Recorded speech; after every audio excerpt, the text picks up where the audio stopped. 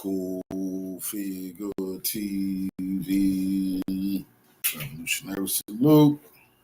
Revolutionary salute. Like, share, subscribe. Welcome to the House of Revolution. You know, I'm your humble host, the Yao Mean of Revolution. We got World War III alert. To the House of Revolution. World War III alert. Before we get into that, be sure to wipe your feet. That means hit the like button. You in the House of Revolution. Like, share, subscribe, support the platform, y'all. Any day now. Israel versus Iran, part 2. Trump is a puppet, and Netanyahu controls America. Let's get to the content. Salute. My schedule before we get to our discussion about the imminence of war with Iran. Why do you think that anybody in Hamas would accept the Jared Kushner, Steve Witkoff, Donald Trump Gaza plan for permanent Palestinian subjugation with Tony Blair, of all people on the planet, as the colonial governor?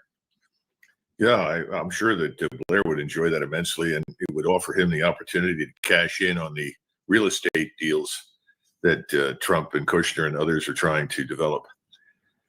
I can't imagine why at this stage. You're right. It's effectively surrender, capitulate, throw yourselves at the feet of the Israelis, and you may be allowed to live. Is effectively what it amounts to. But the 21-point plan has no chance of working. And I think Mr. Netanyahu has already made that relatively clear. If he hasn't made it directly, then he certainly implied it. This has no chance of going anywhere. Colonel, did you get a chance to watch the Secretary of Defense, who calls himself the Secretary of War, speaking down, figuratively and literally, to 800 admirals and generals the other day at Quantico? Well, I listened to some of it, but I ultimately read his remarks. I did stand by to listen to the president. What did you think of Secretary Hegseth, without mentioning it, denouncing the Geneva Conventions and concerned more about fat around the waistline than between the ears? Well, that's a great way to put it. I love it. I wish I'd thought of that. I'll have to write that one down. I think it's very hard to judge when you read the remarks precisely what he wants in some areas. Now, there are many things that he said that I fully support. I'm someone who's always been an advocate for selecting and advancing people on the basis of demonstrated character, competence, and intelligence. I absolutely have always disliked the notion that we pick someone on the basis of race or ethnicity or anything else for that matter, or gender. We went through this process many years ago in the 1970s of putting photographs of everyone into the file. And the reason we did that was we had a fat problem, especially in the officer corps, very serious one. And we had to shame people to get into shape. And in some cases they didn't, and they were deselected for advancement. But I think we've reached a point now where to whatever extent you can, you need to disguise who this person is when you evaluate them. But then again, that would defeat the whole system, because the whole system of promotion is based on cronyism. Let's be frank about it. So I certainly agreed with those remarks, and I'm very depressed when I look at the state of the soldiers, sailors, airmen, and so forth, who are overweight. There's no question about that. Now, beyond that, I was a little disappointed because I thought he would address more strategic issues, give people a feel for where the national military strategy is going. We've heard a lot about change in national military strategy, but Judge, I really haven't seen any evidence for that. On the contrary, it sounded very much like the Biden era. We have enemies everywhere that all have to be fought and defeated, and get on board and we'll go after them. That sort of thing is, I don't think that was very helpful. Now, what did the flag officers think? I think most of them in the audience sat there and said, "You flew me halfway around the world to listen to this?" Yeah. That is I think the response from most of the senior officers. The Colonel Wilkerson estimated $100 million in cost for all of them to fly around the world. It's an outrageous number. I'm going to play the clip where, without mentioning it by name, he suggests an abandonment of the Geneva Conventions, which, of course, the U.S. wrote and the Senate ratified, and is the supreme law of the land. And then we'll move on to another topic. Chris, cut number 8. Every day we have to be prepared for war, not for defense. We're training warriors, not defenders. We fight wars to win, not to defend. Defense is something you do all the time. It's inherently reactionary and can lead to overuse, overreach, and mission creep. War is something you do sparingly, on our own terms, and with clear aims. We fight to win. We unleash overwhelming and punishing violence on the enemy. We also don't fight with stupid rules of engagement. We untie the hands of our warfighters to intimidate, demoralize, hunt, and kill the enemies of our country. No more politically correct and overbearing rules of engagement. Just common sense, maximum lethality, and authority for warfighters. That's all I ever wanted as a platoon leader. Again, as you said, you flew us around the world for this. I mean, it's implied in there that he wants to reject the Geneva Conventions. In 1945, after World War II ended, Curtis LeMay, who had orchestrated the air campaign against the Japanese, told all of his staff something that I think we should remember. Had we lost the war, you and I would have been tried as war criminals for what we did to the Japanese. Right. And to refresh people's memories, everybody goes back to the atom bomb. But quite frankly, the atom bomb did minuscule damage compared to the firebombing of Japan. We burned down whole cities. Right. We burned hundreds of thousands of Japanese alive. Was that necessary to win the war? Well, I'll leave that to be debated by other people. I'm somebody that doesn't believe that killing large numbers of the enemy's population is the way to victory. Right. I usually stiffens resolve. I don't know what he meant. When he's talking about rules of engagement, that frankly has nothing to do with the Geneva Convention per se. It strikes me that he's listened to people complain that they weren't allowed to kill people in places like Iraq or Afghanistan because of the proximity of non-combatants. Perhaps that's what he's referring to. I don't know, but when you throw the rule book out, then you end up with Gaza. And Gaza is in the same category as firebombing Japanese cities, correct? Yes. What do you think Beijing and the Kremlin thought of that speech, and every American general and senior non-commissioned officer in one room at the same time? Well, first, Beijing, as I said before, and Moscow is not worried about that speech and that phony, because they know the U.S. is, if they cross that line, it's gonna be them doing some punishing. That's a fact. He wants to bully Arab nations, African nations, and Venezuela. That's who he wants to attack. Lesser, and help Israel attack Iran. Before, I think the majority of the senior officers probably said this man thinks he's talking to, people in, 500 or 600 enlisted men in a battalion. Right, in South Carolina. Yeah, somewhere, whatever. And the crazy part about that punk, that white nationalist, that's what he is, that Christian white nationalist was talking to our most powerful generals and leaders in the U.S. military with that pathetic speech. Some real vicious killers. They done a bunch of killing. He ain't never whacked nothing. Telling them they want more. He wants more. Shit that can get their ass tried for war crimes. You see? Disgusting.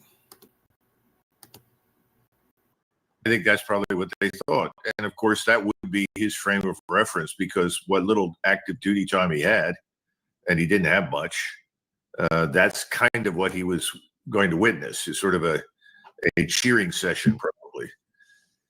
On the other hand, I think he mixes a lot of apples and oranges. And this business of war and defense is very disturbing to me. I'm somebody that thinks that we are overly offensive in our force posture and readiness to attack others. We've taken this notion that we have to be everywhere all the time to beat down any potential opponent or adversary. I'm a big believer in national defense, to be blunt. And I think the use of military power should be a last resort, not the first. So I'm not very comfortable with the change from national defense to War Department. But that's his opinion. He's very excited about that. And I guess he views himself as the nation's top warrior. I don't know. Colonel, and then there's this, cut number 7. San Francisco, Chicago, New York, Los Angeles. They're very unsafe places. And we're going to straighten them out one by one. And this is going to be a major part for some of the people in this room. That's a war, too. It's a war from within. Controlling the physical territory of our border is essential to national security. We can't let these people in. We're under invasion from within. No different than a foreign enemy, but more difficult in many ways because they don't wear uniforms. At least when they're wearing a uniform, you can take them out. These people don't have uniforms. I told people. The small hats is telling him to do this. He knows he's going to incite a riot, violence, civil war. He knows what he's doing. And it's not about cleaning up. Not about cleaning up no cities, stopping no crowd. That's bullshit. It's about making America unstable and unsafe. And only one little small, pathetic group of imposters, and usurpers win from that type of chaos. But he can't say shit because Netanyahu owned him. He got to keep antagonizing Americans with this nonsense.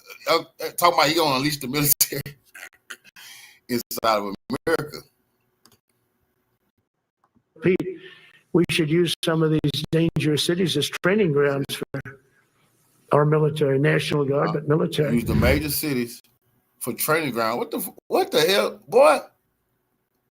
What the hell are you talking about? That's why I'm telling y'all, the generals, our military, the generals, they pathetic. They getting paid for nothing. Why are they letting Trump tell them it's time to have a war on cartels? They're going to say, hell no, we got other shit to do. We're U.S. military. We got time to talk about them fucking cartels. They're supposed to tell that punk Pete Hegseth to sit down and shut the hell up. I don't have no, that's why they better not say nothing to North Korea and China, man. Russia not playing. When Russia sees silly shit like this, Putin was laughing today, but he said some silly shit. He said Trump called him a paper tiger. And Putin said, if they are a paper tiger and they can defeat all of NATO with the U.S. in it, what does that make them? American cities as training ground for the military. Have you ever heard that, Colonel? No, that's the first. I certainly never heard that when I was in active duty. Now, let me say something in defense of the president. There are roughly 30 million people in Southern California.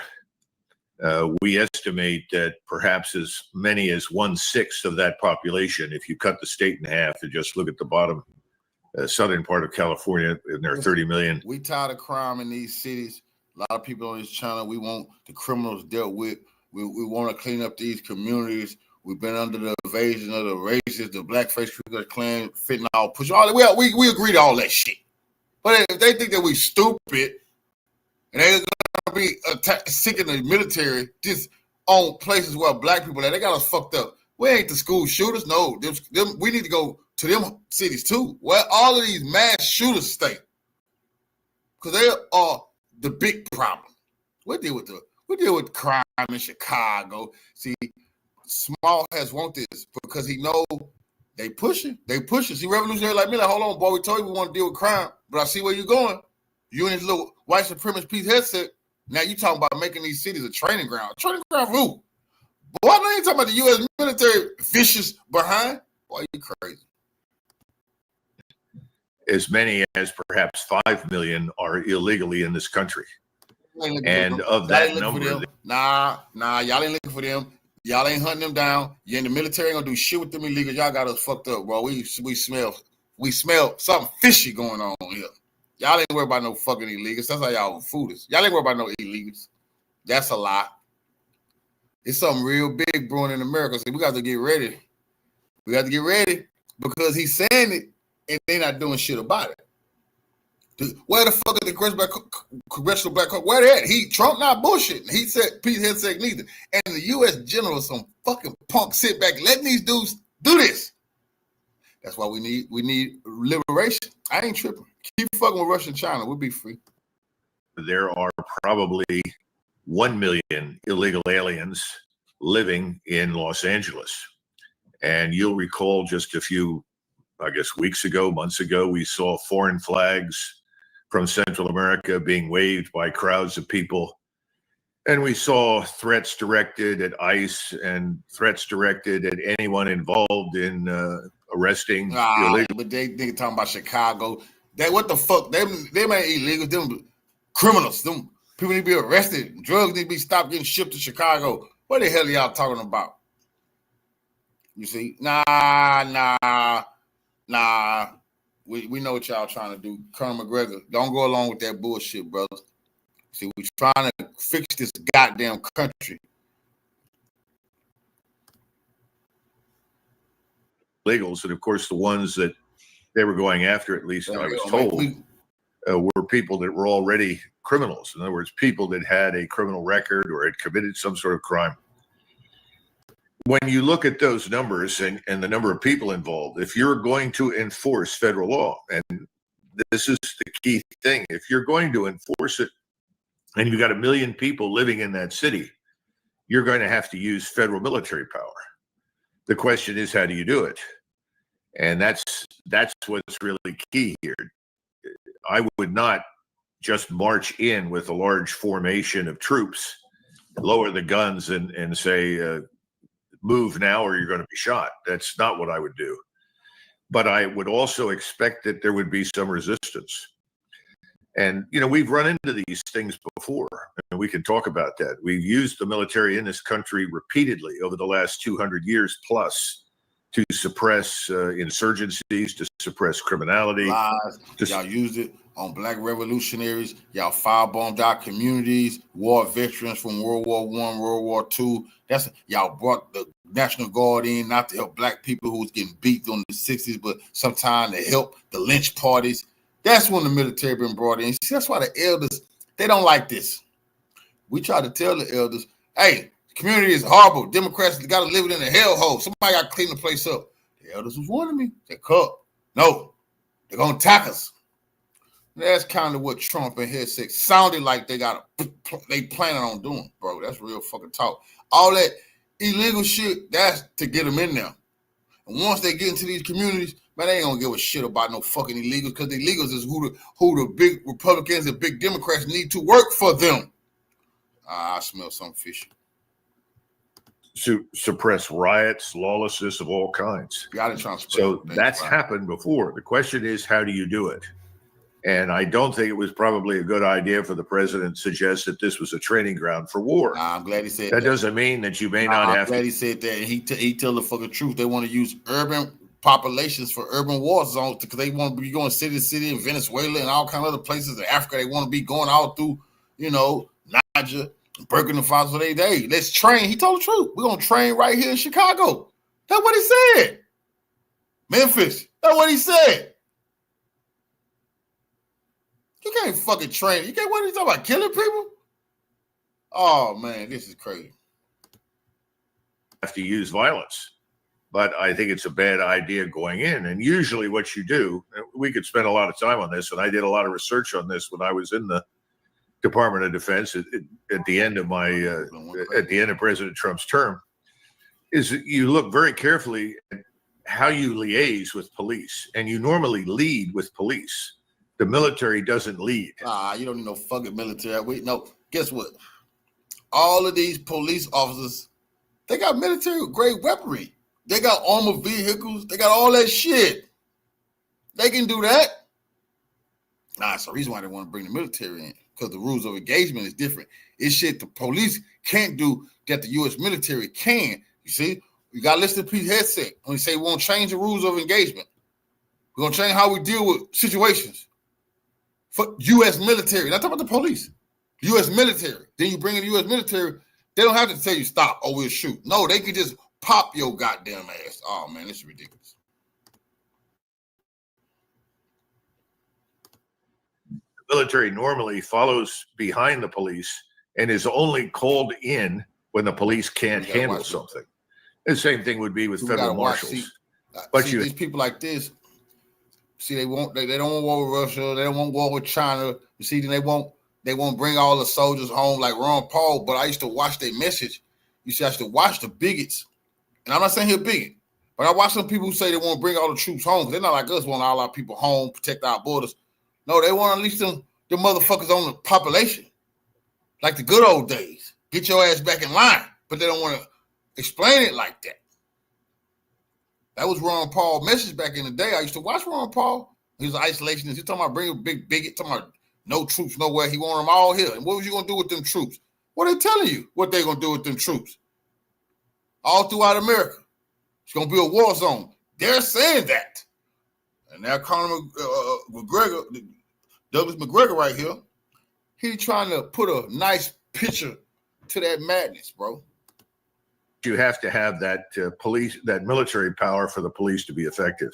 We do have a statute, of course, that prohibits the use of the military for ordinary law enforcement, which was the problem in Los Angeles. Many people arrested by. Are you talking about what is it? Posse Comitatus? Yes. Yeah. Well, we've done this before, though, and the president has the authority to do these things. He's got the Insurrection Act. There's something called Smith-Cawley in 1942. We sent 8,000 troops under a major general to Philadelphia. And the reason they were sent there was to put down a strike.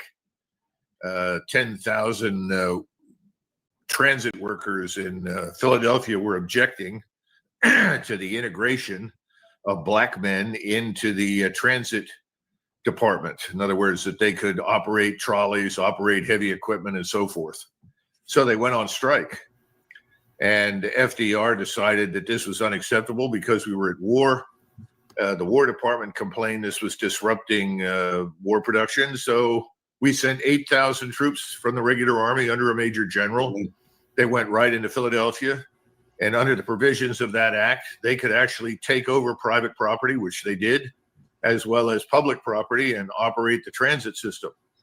What ultimately ended this particular problem, however, was not the U.S. Army.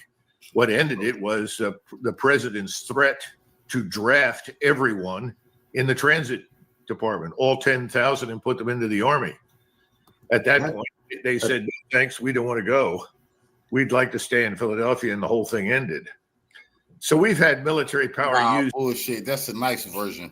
U.S. military went down there, whooped on blacks, crushed them, told them, shut up, you ain't finna get a quarter, drug a bunch of them off to war to clean toilets and disrespect them in the military. See, he tried to put it nice, but I told you, yes, when the U.S. military came into the United States, it was to beat up on black people, burn our homes, steal our property. You talking about Black Wall Street. Who the hell you think that was? That was the military. What, the whites from World War I came home pissed blacks was living large and had shit. See, he's not going to say that, bro.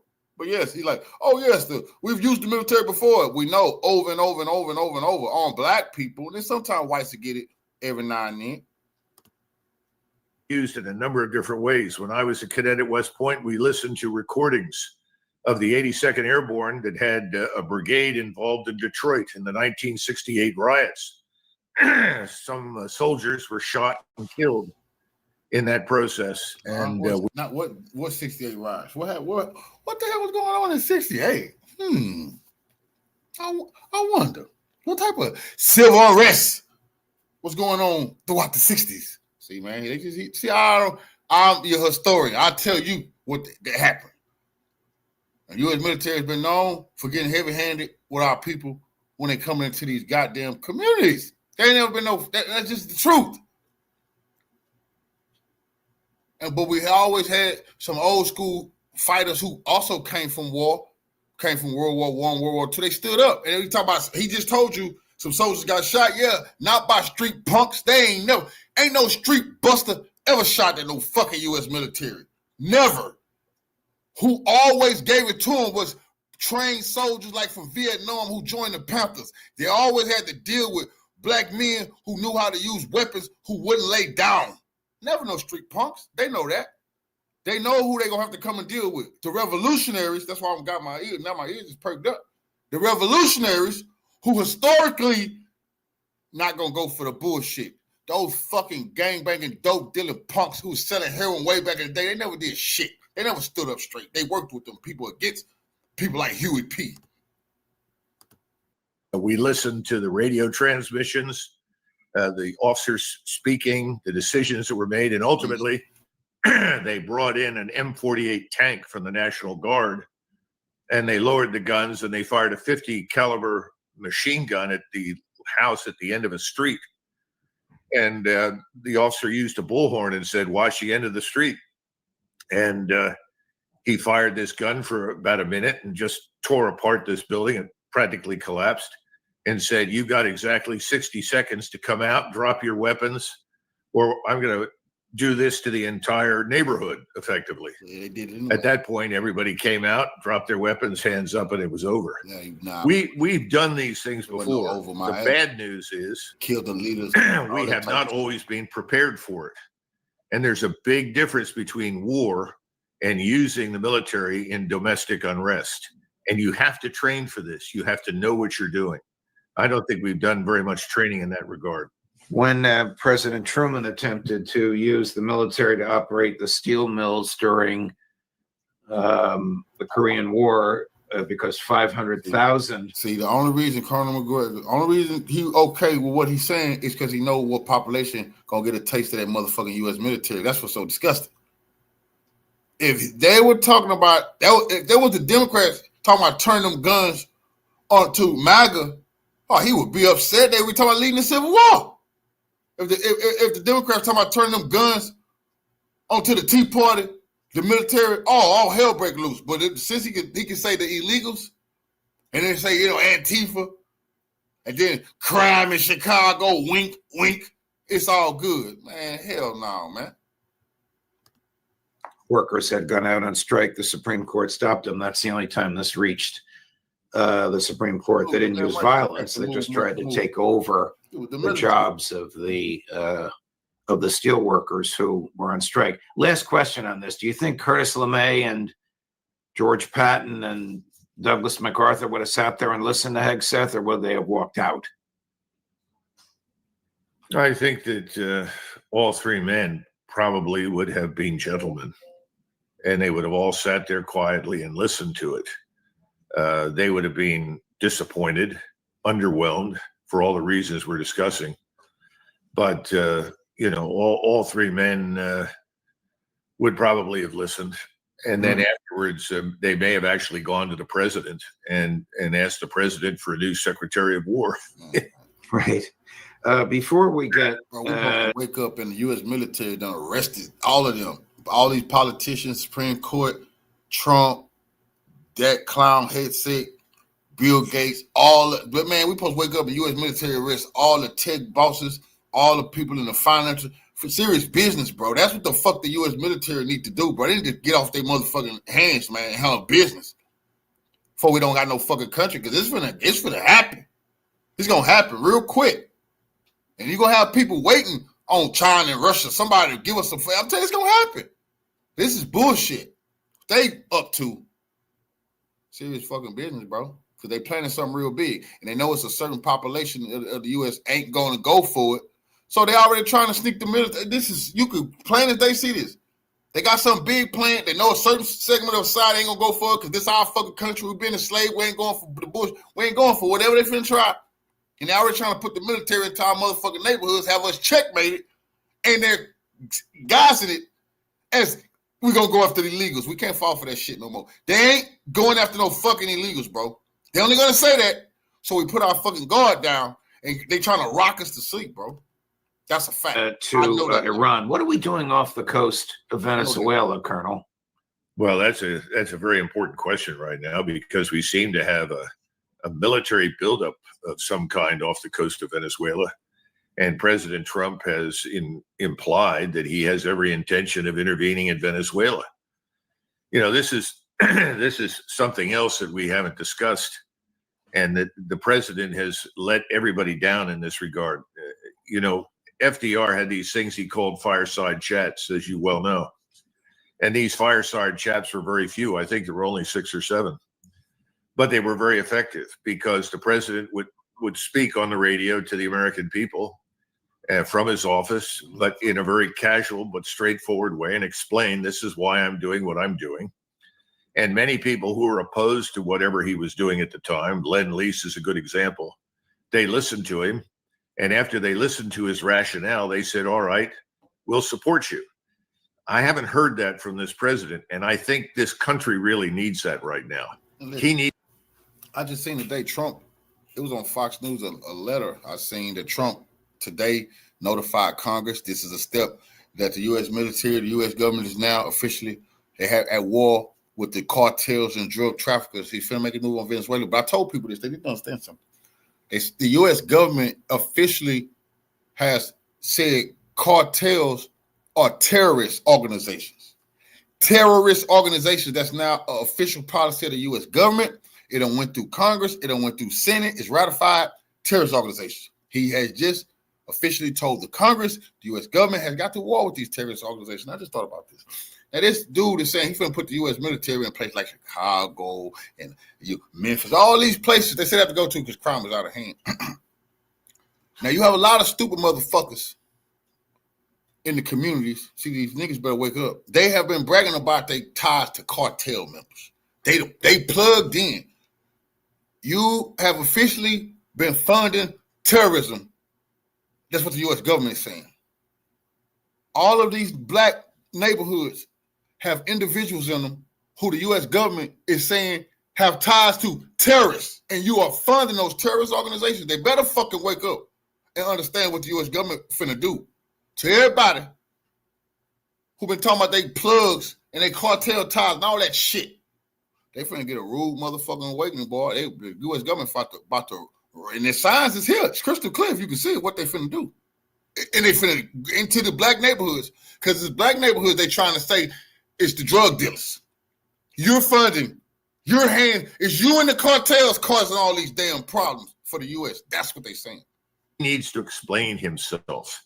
He needs to explain, this is why I want to go into Venezuela. Now, you can disagree with him, but he ought to say that. He ought to tell us what's the objective. What are we trying to achieve down there?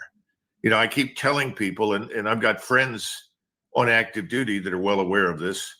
I said, you've got 1,700 miles of coastline on the Caribbean, on the Venezuelan coast. That's almost the same distance as the American-Mexican border on land. Then you have 1,379-mile border with Colombia, another 1,380-mile border with Brazil. This is an enormous place. This is practically France and Germany together. And you want to intervene in this place?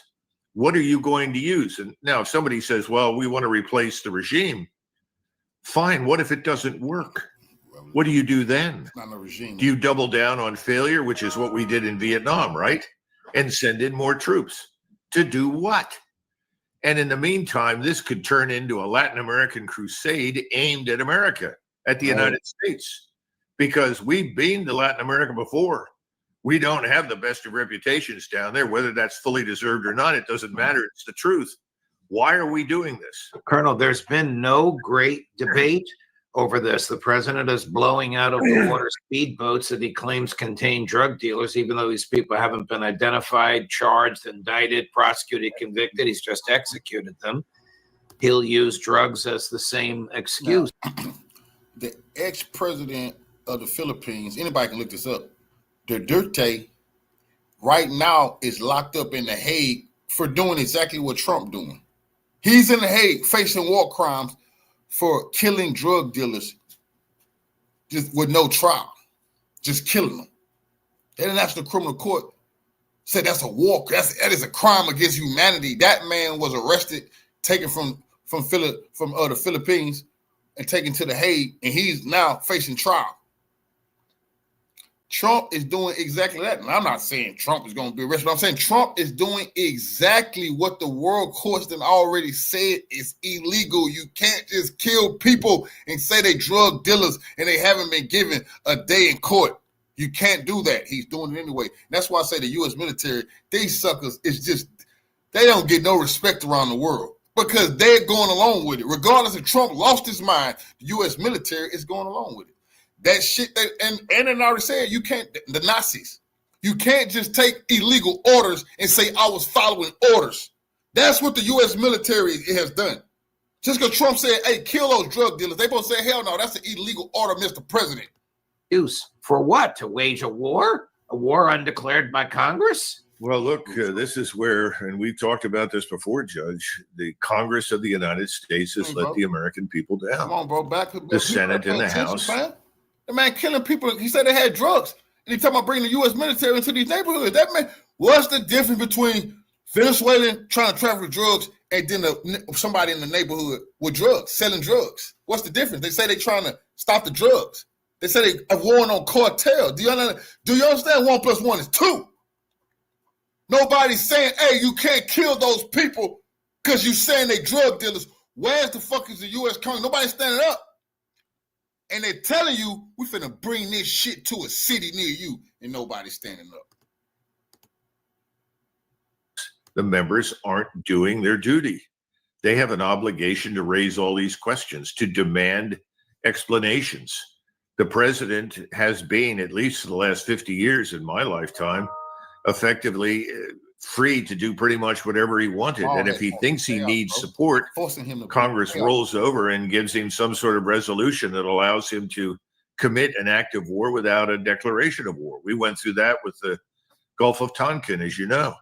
Right. So what are we doing? What is this all about? See, and the other part is that Congress will say, well, my constituents don't ask questions. And that may be true.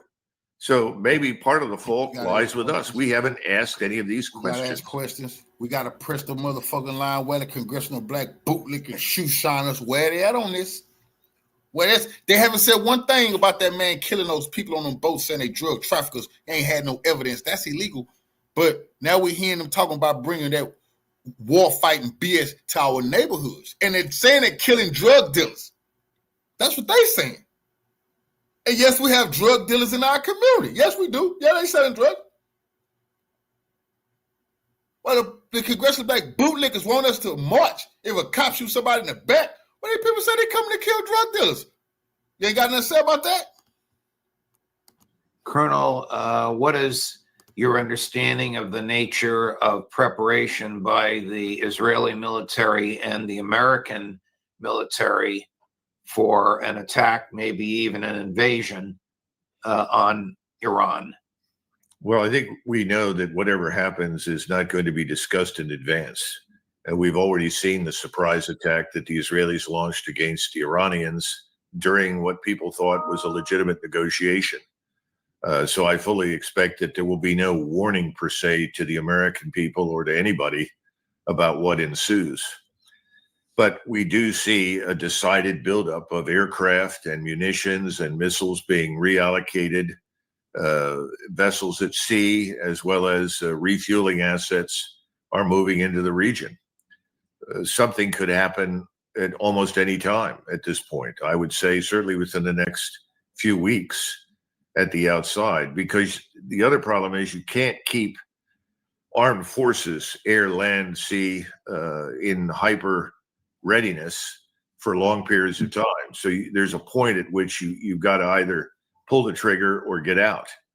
Again, no one is being asked in the United States. And the other problem, as we discussed, is that it looks like Prime Minister Netanyahu has more control over these matters than the president or Congress. Ray McGovern reports this morning, and he and Larry Johnson and I will be discussing this tomorrow, on leaked transcripts of cabinet meetings of the Prime Minister Netanyahu's cabinet prior to the June 12-day war in Iran, recognizing that Iran is nowhere near a nuclear weapon, that was a subterfuge, and Netanyahu's true goal was to decapitate, figuratively and literally, the Iranian leadership and sow chaos in the country. Does that make sense to you? Yeah, I think it makes sense, and I think the goal is still the same. I mean, what Israel isn't interested and absolutely could not overtake and govern Iran.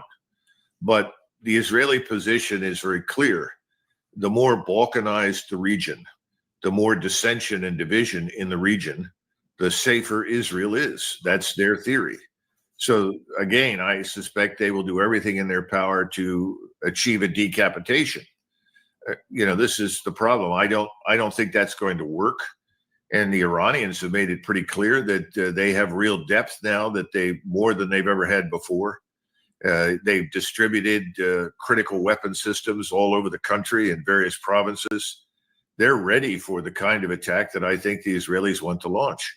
So the Israelis know that there is no chance for them to succeed on their own. And once again, that means they need us. The question is, how are we going to perform? What are we going to do this time around? And I'm a little concerned about that, because I think the air defense capability in Iran is much better than it was before. It's not 100%, but it's certainly 60 to 70% of everything that they would want. And I'm concerned that we will take casualties this time. There will be no restraint exercised by Iran. Iran will regard this as an existential fight to the finish. Iran just warned the U.S. today, if they go along with helping Israel attack them, then the gloves is going to be off. And all those bases, that little love tap they gave them in Qatar, that wasn't nothing. They're gonna get everything Israel getting this time. And they will use everything at their disposal. Does Iran pose the slightest threat to American national security, Colonel McGregor? No, it never has. By the way, I don't see any evidence that Venezuela poses any threat to the United States. I mean, if you want to attack places that present a real threat, those two aren't on the list. But it doesn't matter. Again, Congress isn't raising that question. Congress isn't debating this, and the president can act as he wishes. And right now, he's going to do whatever the Israeli government and Mr. Netanyahu tell him to do. Colonel, you and I will be together with friends and colleagues on Saturday in Dallas. Yes, we are. It should be interesting, and I'm sure some of it will be tense. But the good news is that it's sold out, and we're very pleased by that. And I think the audience that's going to be there is going to come armed and ready with good questions, because the real point of all of this is we've got to find a way forward other than the one we're on. And as we've discussed so many times, the Democrats and the Republicans, what's the profound difference? Where is it? I mean, we just don't see it. Right now, we have this argument over the shutdown. The Democrats come out with a $3 trillion deficit on their budget. The Republicans come out with a $2 trillion deficit. They don't get it. Neither of them get it. And none of them are talking about the issues that we're raising that are going to have a profound impact on us economically. Because if you go back to war this time with Iran, I would rather suspect you'll see the Straits of Hormuz shut down, because now most of the oil and gas coming out of Iran can be shipped by rail all the way to China. And you have new pipelines from Russia into China. So I don't think the Chinese are going to be hurt as badly as they would have been otherwise. But what happens to the rest of the world? What happens then when the price of oil goes through the roof? Nobody seems to bring these things up. If anybody had any idea the damage to us and our economy, I think they'd throw everybody in Washington out of office. Colonel, before I let you go, this may please you or aggravate you. I'm not sure which. But here's Colonel Milley. Oh, Milley. Right before General Milley, former chair, at the time chair of the Joint Chiefs of Staff, right before he retired. You see, we in uniform are unique. We are unique among the world's armies. We are unique among the world's militaries. We don't take an oath to a country. We don't take an oath to a tribe. We don't take an oath to a religion. We don't take an oath to a king or a queen or to a tyrant or a dictator. And we don't take an oath to a wannabe dictator. We don't take an oath to an individual. We take an oath to the Constitution, and we take an oath to the idea that is America, and we're willing to die to protect it. Every soldier, sailor, airman, Marine, Guardian, and Coast Guardsman, each of us commits our very life to protect and defend that document, regardless of personal price. And we are not easily intimidated. Any problems with that? Yes, the words in the oath are not what he said they are. When you take the oath, and I've taken it many times ever since I was commissioned at West Point, you say, I swear to uphold and defend the United States Constitution and to obey the orders of the president and the officers appointed over me. That's key. If you are a professional soldier and you get an order from the president or the officers appointed over you, who are also appointed by the president, and you do not think that this order is legitimate, if it's immoral, or you think it violates the Constitution, then you have an obligation to resign. That's very important. Now, if you don't think it violates the Constitution, or you're not sure, or you don't think it's immoral. And a lot of them motherfucking generals who went along with Trump, killing them people on them boats, talking about they was drug dealers, that's going to come back to hunt them and bite them in the ass. I can guarantee you that, whether Trump is in office or not, because what he just said, that was an illegal order. And they were supposed to resign. They want to get with those comfy pensions and shit. They was not supposed to be steady in the U.S. military, and they carried an illegal order. That's a fact. Then you are expected to obey. Now, Milley was the senior advisor to the president, senior military advisor to the president of the United States. He commands or commanded nothing. He has no authority.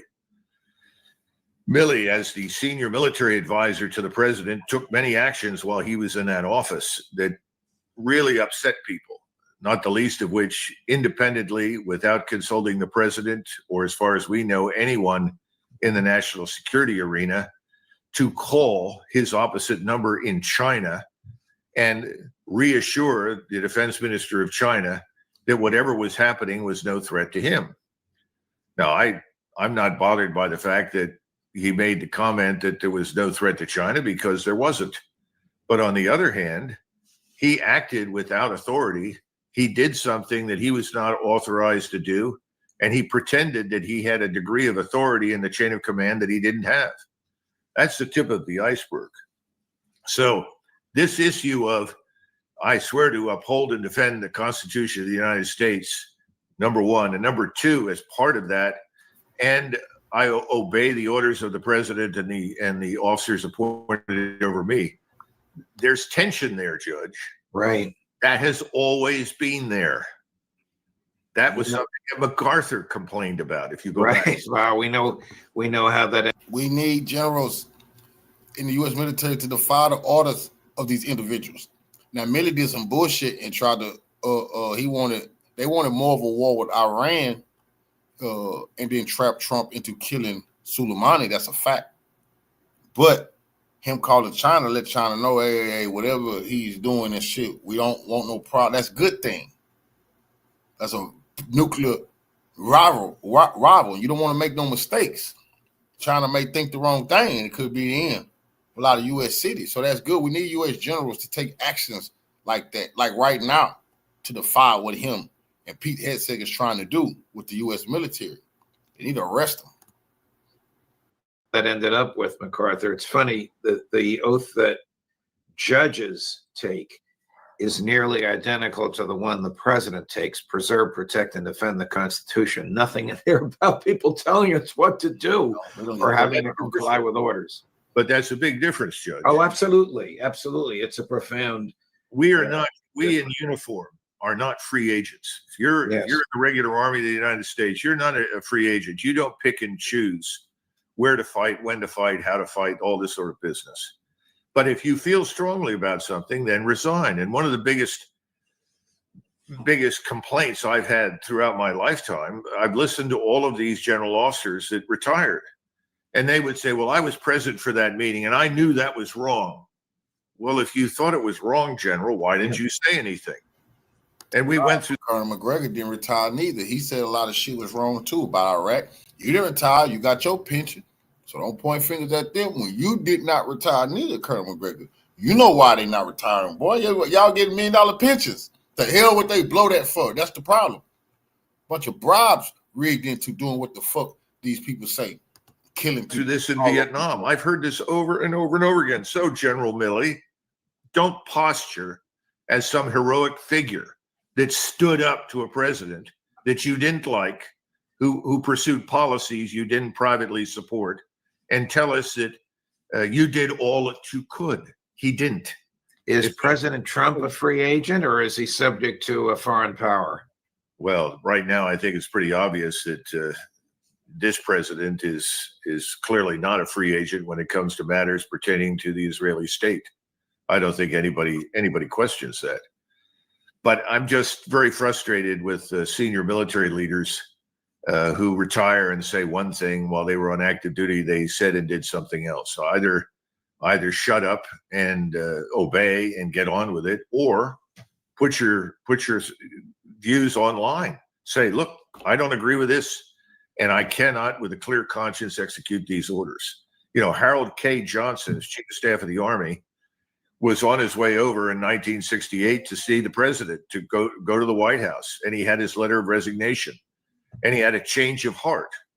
And he came back and he justified his change of heart about Vietnam by saying, well, I thought I could do more good on active duty than I could by leaving. That was wrong. If he, as the Chief of Staff of the Army, had resigned, turned in his letter, don't you think that would have had an electrifying impact on the American? Absolutely. So this kind of thing, I'm sick of people like Milley who stand up there and say these things because they don't like the president. How many times have I served under a president I didn't vote for when I was on active duty? Several. And how many times did I wish that something was different? Many times. But those policies came from the top, and we had an obligation to obey. And we did. You are imbued with intellectual honesty, Colonel, and I deeply appreciate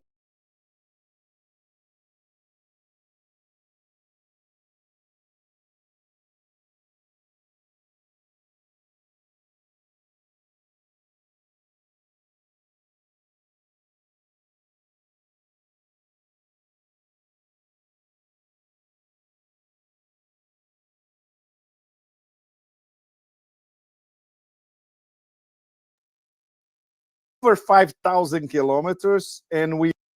It's a pleasure, my dear friend. Thank you for staying up late. You look like you're in a wonderful location with a great and busy street scene on early Friday morning. Midnight. Wow. And how far from Beijing are you? Wow. It's over 5,000 kilometers, and we are at over 5,000 kilometers from Shanghai. Wow. We are in Kashgar, which is the last major tier 4 city, meaning 4 million people in Xinjiang, before you get to the China-Pakistan border, which is roughly 10 hours away from here. We were very close to the border yesterday. We were in Pamir lands yesterday, which is very close to the China-Pakistan border. And wow. The context for you, Judge, in 1 minute, and to our audience, because this is probably the first time you're going to see Kashgar live on your show. We have been shooting a documentary across Xinjiang. We started in Urumqi, the capital of Xinjiang. We did the major oasis in the Northern Silk Road. We crossed the Taklamakan Desert from the north to the south. We continued on the Southern Silk Road, We are in Kashgar, and from Kashgar, we went very, very close to the China-Pakistan border. This will be part of an independent documentary. It's a Chinese production. Our support team, Chinese, is absolutely extraordinary. And my cameraman, Stan, he's Russian. He lives in Shanghai, and he organized this setup especially for your show today. Well, you are 10,000 miles from New York City. And Yes. this reception we have of you, both the audio and the visual image, is spectacular, just spectacular, Pepe. Thank you. Thank you very much. Thanks to Stan. I know you're a night owl, but thank you very much for staying up so late for us. We Now, just came from a Uyghur wedding, Judge. Literally. Yes. We were at a wedding. Wow.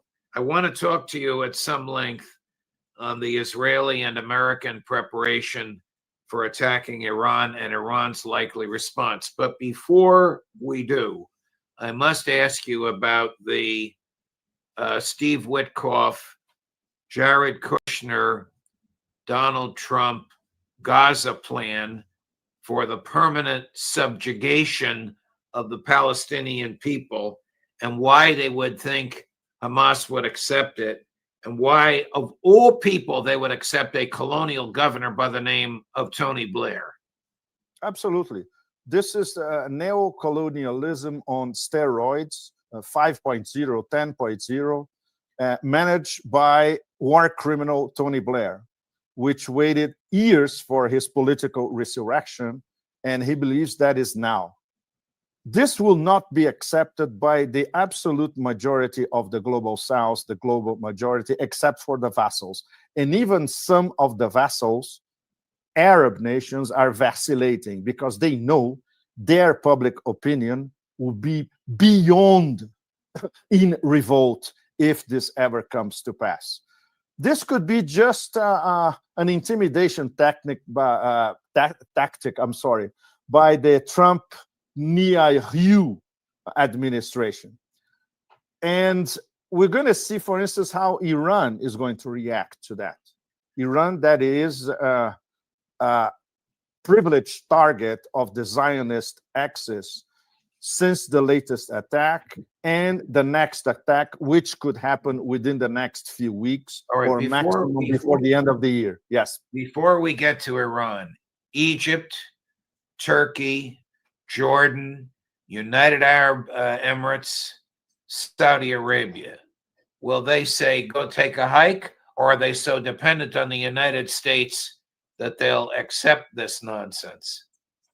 They cannot accept it in terms of managing their internal public opinion. This will be suicidal for all of them. In fact, they are trying to hedge their bets, and they are trying to say, okay, it's an interesting proposition, just like the Russians said. In fact, Lavrov, in a very Lavrovian, ultra-sophisticated way, not saying the most important part, but admitting to the obvious, well, it's an interesting initiative, we are considering, etc. We haven't seen any definitive movements towards implementing this situation, but obviously, and here in China, very, very important.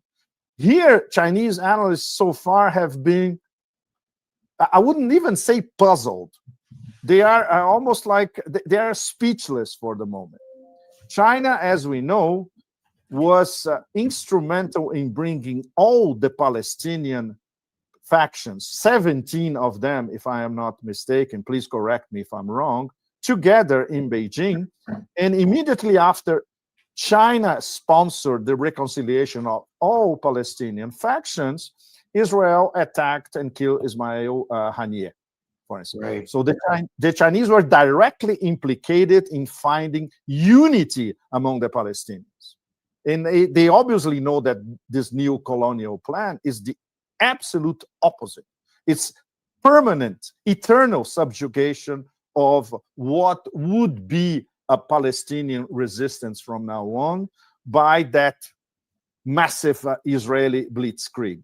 So for the moment, the Chinese foreign ministry have been, they're quiet. They haven't said anything really specific. The Russians, more or less, they're saying, well, this might be too dodgy. in the Lavrovian terminology, of course. Here's that Lavrovian terminology straight out of the horse's mouth, so to speak. And I don't mean that in a disrespectful way. As you know, I'm very respectful of him and fond of my friendship with him. Foreign Minister Lavrov 2 days ago. Now, this is about tomahawks being aimed at Moscow. This is very, very serious. Chris, cut number 3. Well, Americans do not supply tomahawks to everyone who asks. I believe only Spain and the Netherlands have tomahawks in Europe, so they don't supply to anyone else. And if they believe that Ukraine is a responsible country that can responsibly employ such weapons, it would be a surprising fact for me. Yes, Keith Kellogg and J.D. Vance spoke about this, and J.D. Vance, in principle, he has a pro-Ukrainian stance, even though President Trump is always saying that he's a mediator, that Russia and Ukraine must resolve their differences with each other. But Keith Kellogg recently recommended the Ukrainian regime to accept the reality, to accept de facto that they have what territory they have.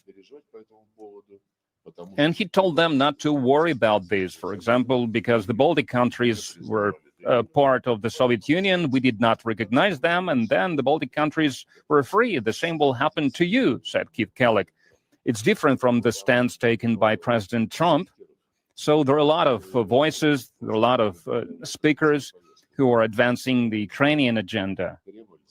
But the Kremlin has already said it clearly that even if tomahawks are supplied to Ukraine, it will not change the military situation. Situation, of course, is one of tremendous Russian dominance. That out of the mouth of the most sophisticated diplomat on the planet. Absolutely. And but you can see the discomfort in the way Lavrov is phrasing. This is at the Valdai Club. I didn't go to the Valdai this year because my priority was to travel in Xinjiang in Western China to see the development of the far west of China, which is something it's practically inexplicable to the West. And what I've seen here, of course, I ditched following the West and even the war in Ukraine for 2 weeks.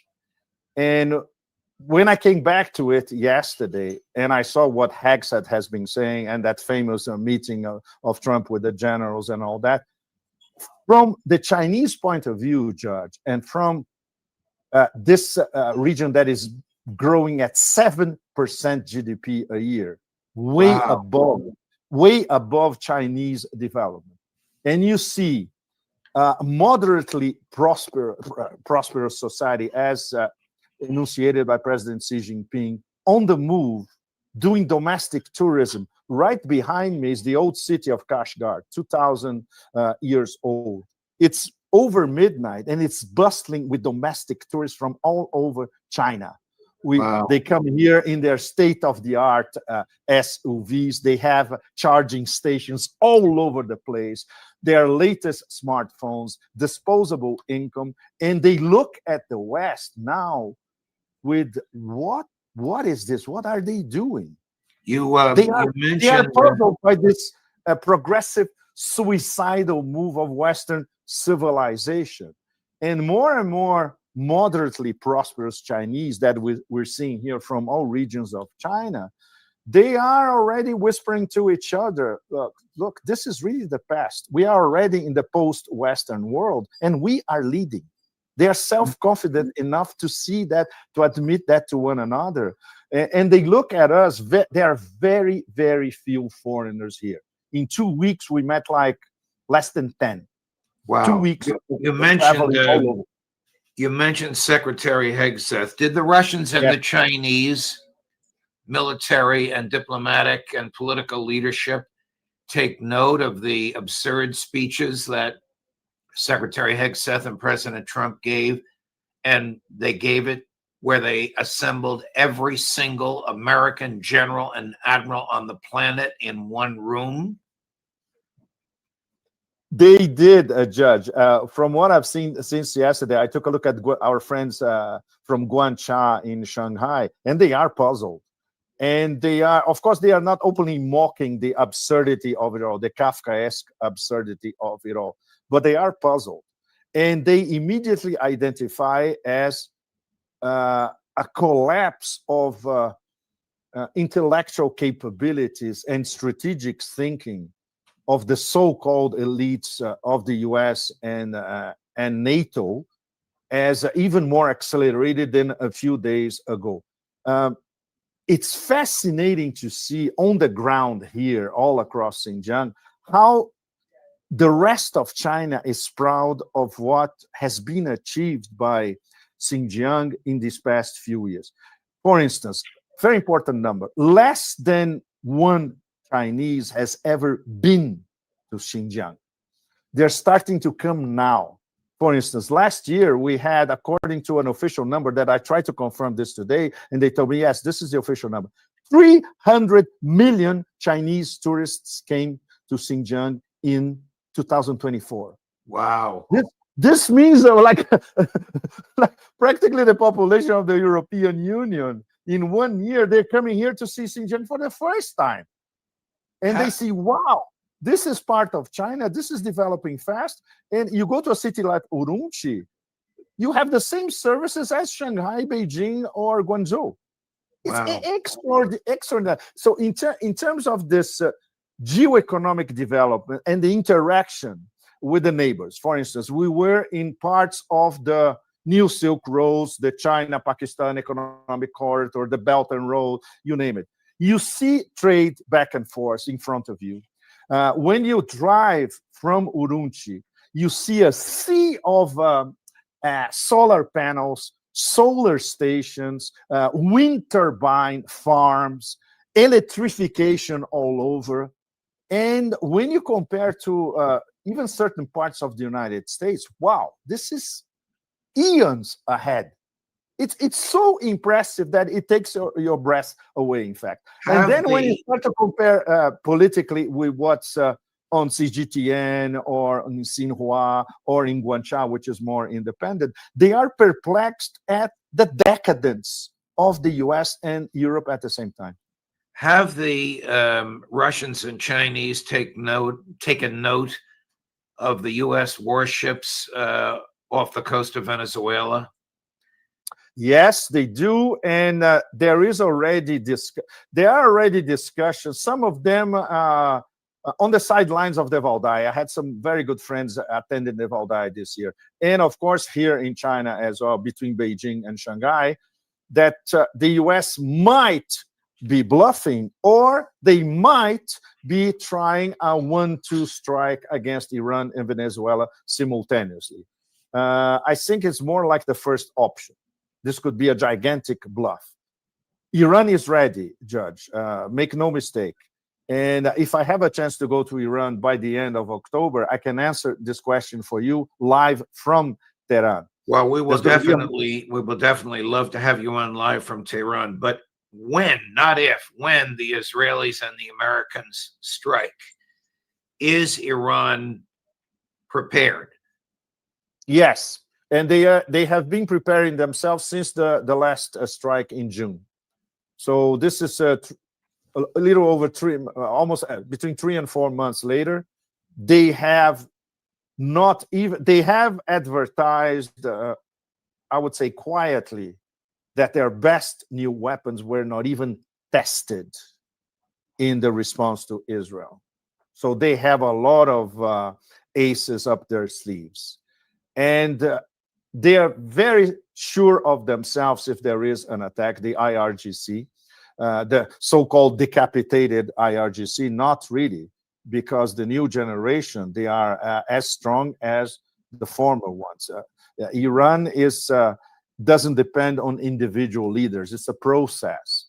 And at the same time, they know that if the Israelis try something with help of Americans, slightly more radical, they are also prepared for the fact that Israel might even go for the Samsung option. And then, of course, their Iranian response is going to be even more devastating than if we're only talking about conventional weapons. And of course, Pezeshkian is a very complicated affair, Judge, because people in the IRGC, in the leadership of the Pezeshkian is the president of Iran. Exactly, the president of Iran. And people very close to Ayatollah Khamenei. They know that Pezeshkian is trying to appease the Americans by any possible means. And they know that it's not working. And at the same time, they cannot simply cut off his wings. After all, he is the elected president. But he does not reflect the thinking among the circle around Ayatollah Khamenei and the leaders of the IRGC. They know that. What is that thinking with respect to Israel and the U.S.? That the response has to be extremely devastating. This means no holds barred, and this means their new hypersonic missiles, which they haven't launched in the previous response, which was, by the way, interrupted after 12 or 13 days because the Israelis phoned Donald Trump and said, stop this thing because we are being decimated. Will Beijing or Moscow be involved to help Tehran? Overtly not. Considering their, let's say, back channels and underground channels, no question about that.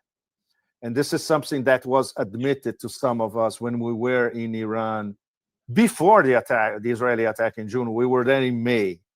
And this is something that our connections in Tehran, Moscow, and even in Beijing are saying, yes, there is BRICS SCO style help in the background, not specified by anybody, presidency level or Ministry of Defense level.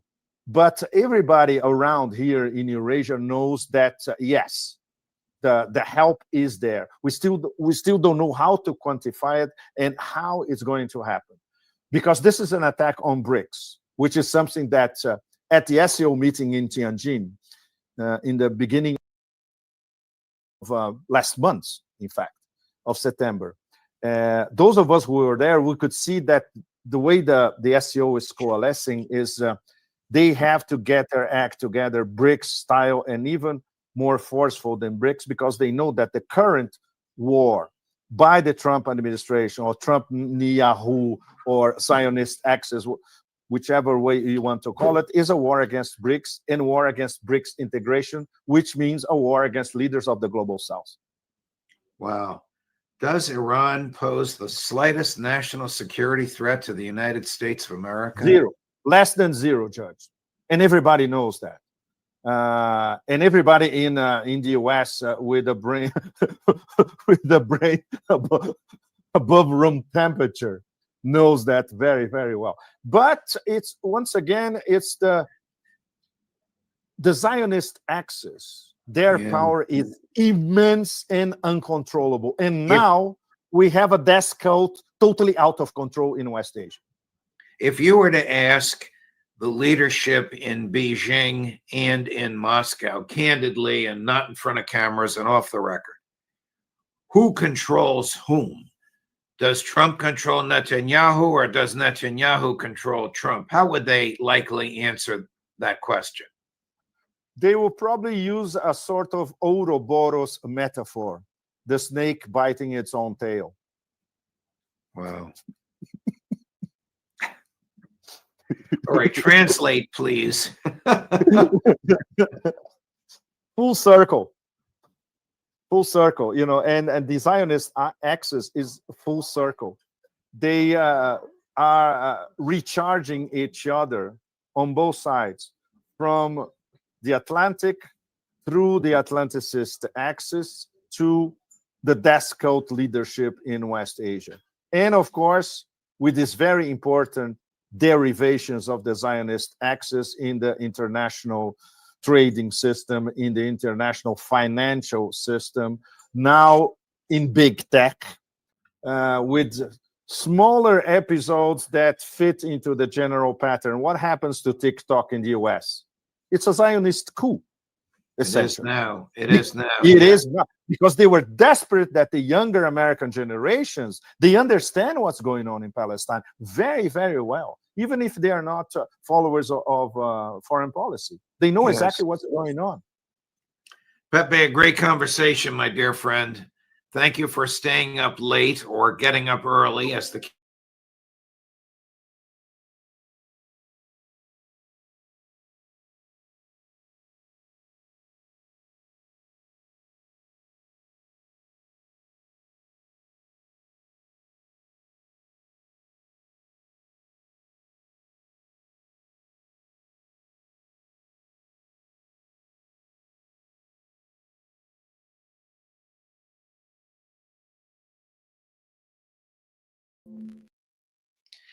Hi, everybody. Today is Thursday, October 2nd, 2025, and Alex Krainer, our friend, joins us.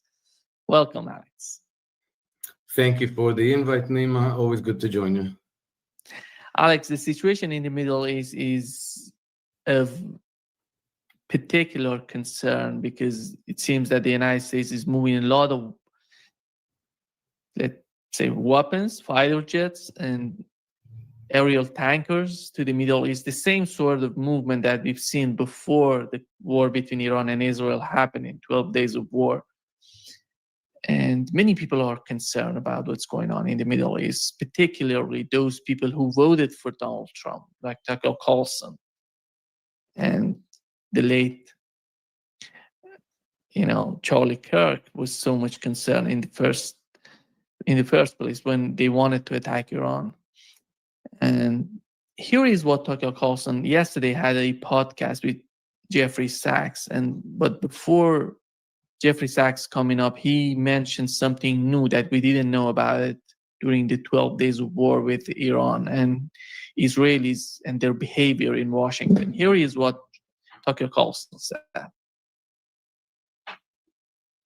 War, such as it was with Iran, the U.S. and Israel versus Iran, bombing on all sides. During that short conflict, IDF officers in the Pentagon, foreign military officers in the Pentagon, and by the way, they're not the only foreign military officers in the Pentagon, to be clear. There are NATO officers, they're from other countries, British, but there are a bunch of Israeli Defense Force officers in the Pentagon that week. And during that week, ask anyone who works at the Pentagon, they enraged American Pentagon staff by just barging into meetings, giving orders, making demands, and nobody did anything about it. How can a foreign military officer barge into military headquarters, even if invited, but barge into a meeting and start demanding, we want this, we want that, you need to get on this? Huh? The more you allow that kind of deeply unhealthy behavior, the more you're going to get. And that's exactly what has happened. Because of the weakness of our leaders, we have incited predators in a foreign country to take advantage of us. Oh, that's such an anti-Israel thing to say. It's not anti-Israel at all. It's a demand that the people whose job it is, whose sacred duty it is to defend and represent us, our leaders, both at the Pentagon and all throughout the U.S. government, that they do that they stand up and defend us against all potential threats, against all foreign countries to the extent they need to, and that they do not prostrate themselves before a foreign nation. That's just basic. Why have a government, especially a strong government, if it's taking orders from another weaker government? And that is the state of play. And it has been for a very long time. And they're not even pretending. Yeah, they're not even pretending. Alex, what's your take on what's going on in the Middle East? Do you think that we're going to have a second war between Iran and Israel, which I would believe if that happens, the United States would participate since the beginning of the war? I don't see how Trump can avoid participating in this war if Israel launches it. And it does look like Israel will launch it. It's just a question of time, and it's probably due fairly soon. I think that it's going to be extremely dangerous for the United States to do this. And I think that the very fact that we hear so much about this now, that we hear so much about the Israeli role in the United States, but especially from people like Tucker Carlson and Candace Owens and so forth, people who are not part of the administration, but who are allies of Donald Trump and his government, tells me that there's a great resentment towards Israeli influence in US foreign policy. And I think that this is part of all these revelations that followed Charlie Kirk's assassination for the United States, for the American people, to become aware the ways in which the American government and the American military are being manipulated by foreign force to carry water for them, to fight their wars. And ultimately, I think that if the war can be avoided, that it's kind of a preparation for shifting the blame from Trump administration to the Israelis. I don't have a better explanation for that, because it seems to me that if the United States went full on into a broader war in the Middle East on the Israeli side, that they can gain nothing other than a humiliating defeat. Because we know that the Iranians have the power to destroy all their 22 military bases in the Middle East. That they can probably sink some of their ships, if not all of their ships in the region, whatever is within reach.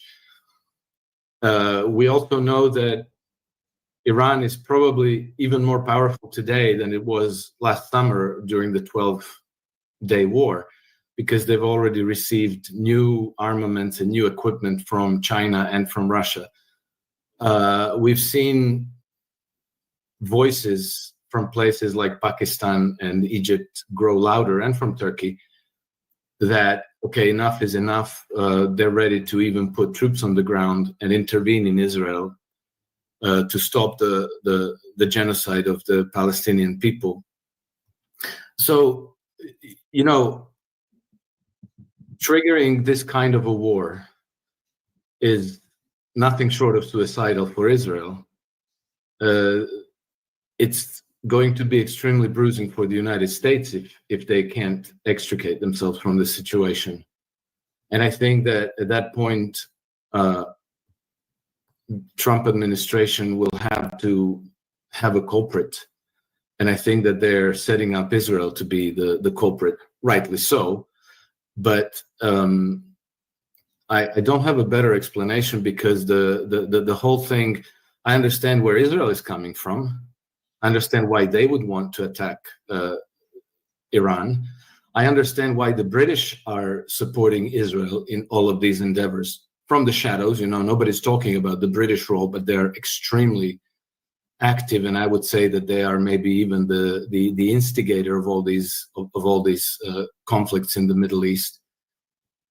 But for the United States, it's almost like a political suicide for Trump, who, his main battleground at the moment is the political battleground at home, with the view of winning midterm elections next year. A defeat in the Middle East could be one of those irreversible moments that would bury his administration. But at the same time, he has the American Congress, which is owned and controlled by Benjamin Netanyahu. There's this very large segment of his voting public who are Israeli Zionists, Jewish Zionists and Christian evangelicals, who are a very, very large committed force in among the U.S. electorate. And these are the forces that are practically forcing Trump's hand. And I think that this is also the reason why we had this unprecedented meeting of all the generals and admirals in the U.S. military, where it was such a bizarre event, but the theme that seems to kind of undergird the whole thing is, as Pete Hegseth said, well, if you don't like what I'm hearing, you should resign then, which is a very, very abrasive thing to tell your military brass. And then Trump, on his way there, just gave a flippant remark: if I don't like the look of somebody there, I'm just going to fire them on the spot. It's not exactly those words, but it's very, very close. Trump has always been extremely careful to be supportive of the U.S. military, to have a good relationship with the U.S. military. So the fact that he's taken this confrontational stance tells me that maybe purges are in the works, that he may have to conduct a large-scale purge of the military brass to make sure that they don't turn against him. And this is not unprecedented either. During the Civil War in 1660s, Abraham Lincoln was forced. Well, he purged the American military and political class by imprisoning anything between 14,000 and 38,000 people, because in the middle of the Civil War, his government was also infiltrated by British interests, by Southern interests, French interests, and so forth. And to protect his presidency, he had to eliminate them all. So I kind of wonder aloud here if this very strange event that just took place with the gathering of all the generals and admirals in U.S. military wasn't an announcement of something like this starting to happen. Alex, looking at the behavior of the United States, you mentioned the role of the British government, British intelligence, British elite in the United States, but how do you evaluate the United States as an empire? Do you think they're losing their connection to the reality of what's going on in the Middle East? That's why because after all, it's Donald Trump, the one who has to decide about if the United States goes to war in the Middle East or not. And so what's going on with him and his administration? Because this guy is totally different. It's totally different from what we've seen before the election. Yeah, you're right, and I can't say. I don't really know. When the Trump in his electoral campaign, even Trump in his first term, was very much America first guy, very much wanting to extricate the United States from its imperial commitment around the world, wanting to withdraw U.S. troops from Syria, from Afghanistan, even from Germany. And he started off that way. But it seems that something about his rhetoric has changed since his state visit to the United Kingdom. And so the question is, did he change his mind? Did someone somehow get to him and force him to change his mind and to revert into the globalist camp? Or are we witnessing some kind of a grand deception where he's going to draw them in, not in order to serve them, but in order to behead them, politically speaking? It's very hard to say. We're looking at political processes that eclipse our temporal scale. The narrative cycle is going from day to day, from week to week, month to month, and so on. And we can see events. Ukraine war starts, it goes on, it's nearing its end. But we're looking at something like the fall of the Western Empire, which, if you compare it to the fall of the Roman Empire, that thing has spanned more than 200 years. And well, even before the Roman Empire was beginning to fall, they had a rival in the Mediterranean, which was Carthage. And the Romans were about as obsessed with destroying Carthage as the Western Empire today is obsessed with destroying Russia. And it took them 100 years to destroy Carthage. There were 3 Punic Wars. And after every war, they had to set up the stage for the next war. It didn't happen all at once.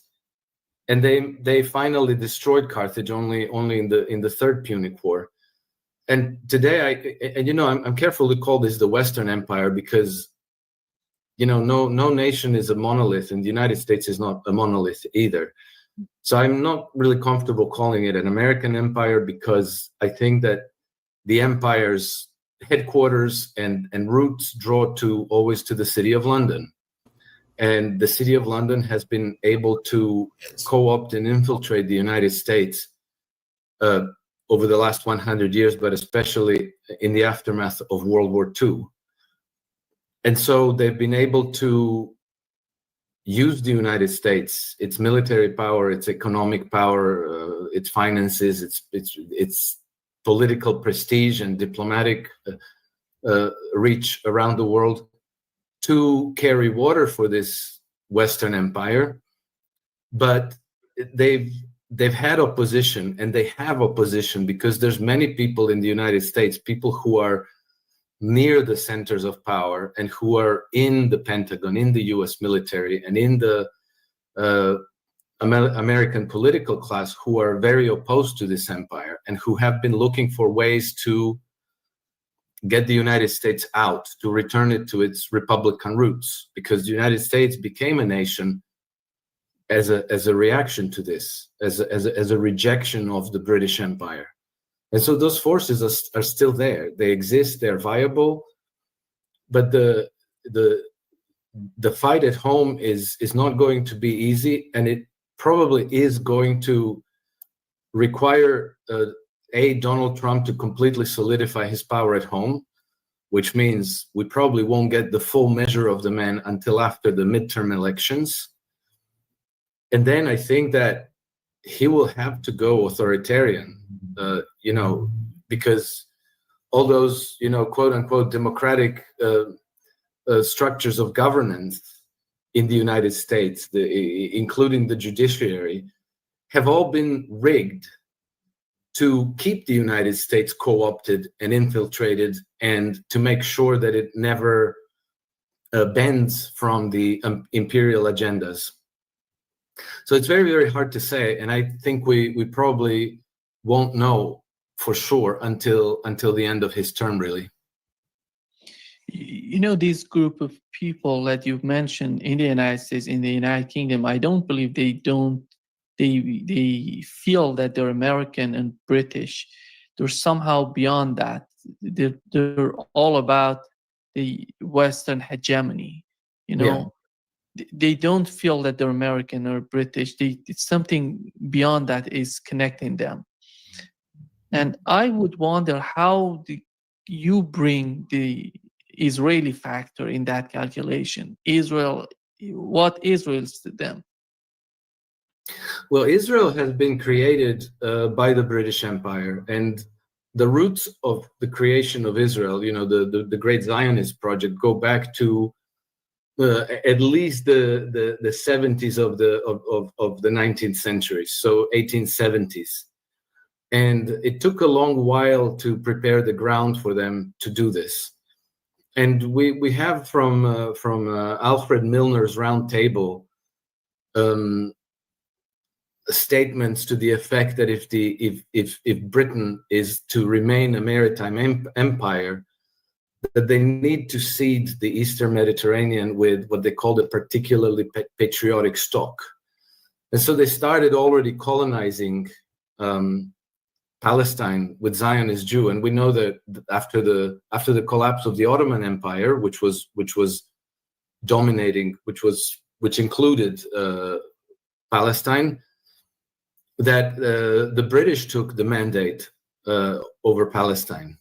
And from there, the Zionist project begins. And then, the watershed moment after the Sykes-Picot division in 1916. In 1917, we have the Balfour Declaration, where the foreign minister, Arthur Balfour, basically wrote a letter. It's just a letter that he wrote to Walter Rothschild to say, oh, we're going to basically set up a homeland for the Jewish people here. And then after Second World War in 1948, the State of Israel is created. All of this was a British project, the project of the British Empire. And Britain remains very deeply involved in Israel. We see that because even though Britain and their foreign policy establishment strictly keeps in the shadows, they try not to be exposed. They try for their role to remain concealed. But we see that the British are active training Israeli military personnel who are then, they go back and they are in charge of the operations in Gaza. We see that the British are very active, flying almost daily reconnaissance flights over Gaza to provide the IDF targeting data in the real time. They got caught and they justified, oh yeah, we're doing it because we want to help rescue the hostages. Neither the British nor the Israeli government care one hoot about the hostages. The whole point is to depopulate Gaza, the Gaza Strip, and to take it over. From the viewpoint of the Western Empire, Israel is primarily their unsinkable aircraft carrier in the region, and the Israeli Jews are primarily the cannon fodder to fight their wars in Lebanon, in Gaza, against the Iranians, against everybody that the empire needs to eliminate there. So it's not really a homeland for the Jews in its conception. It's more a cynical use of the Jewish people to carry water for the empire. And the need is to maintain their hegemony in the Middle East, because it's first of all, it's a very resource-rich region, and then it's a crossroads of very important trade routes, from Africa and the global south to Northern Europe, and also from the Far East to the Mediterranean. So Israel is important to the Western Empire. The Jewish people are not important to the Western Empire any more than the American people or the British people or anybody else. This is purely about hegemony. Alex, I really believe, because in Iran there is a community, a very important community, huge community, in my opinion, of Jewish people, a Jewish culture for thousands of years with Iranian, within the boundaries of Iran, what we know as Iran today. It's not Iran, Iraq. You see the Jewish people, Christian people living there for many years. And you don't see that sort of problem going up between it. But Israel is redefining, is reshaping everything. They're talking about it's. Let's put it this way. When I see people coming out and saying these are Jews doing this, these are Jews, it's not about the religion, Alex. Because it's somehow they're trying to trick people into this sort of rhetoric. It's not about the religion. It's something beyond that happening with the case of Israel. And Netanyahu, you look at the behavior of Netanyahu, it says that the only state of Jewish people. How you can make the only state of Jewish people in which the Jewish people are not safe, So what does that mean anymore? Yeah, this is exactly correct, and I did point out in some of my articles that Jews have been living in peace in Iran since the times of Babylonian captivity, that they have the second largest community in the Middle East, in Iran, so second only to Israel. And they're left alone.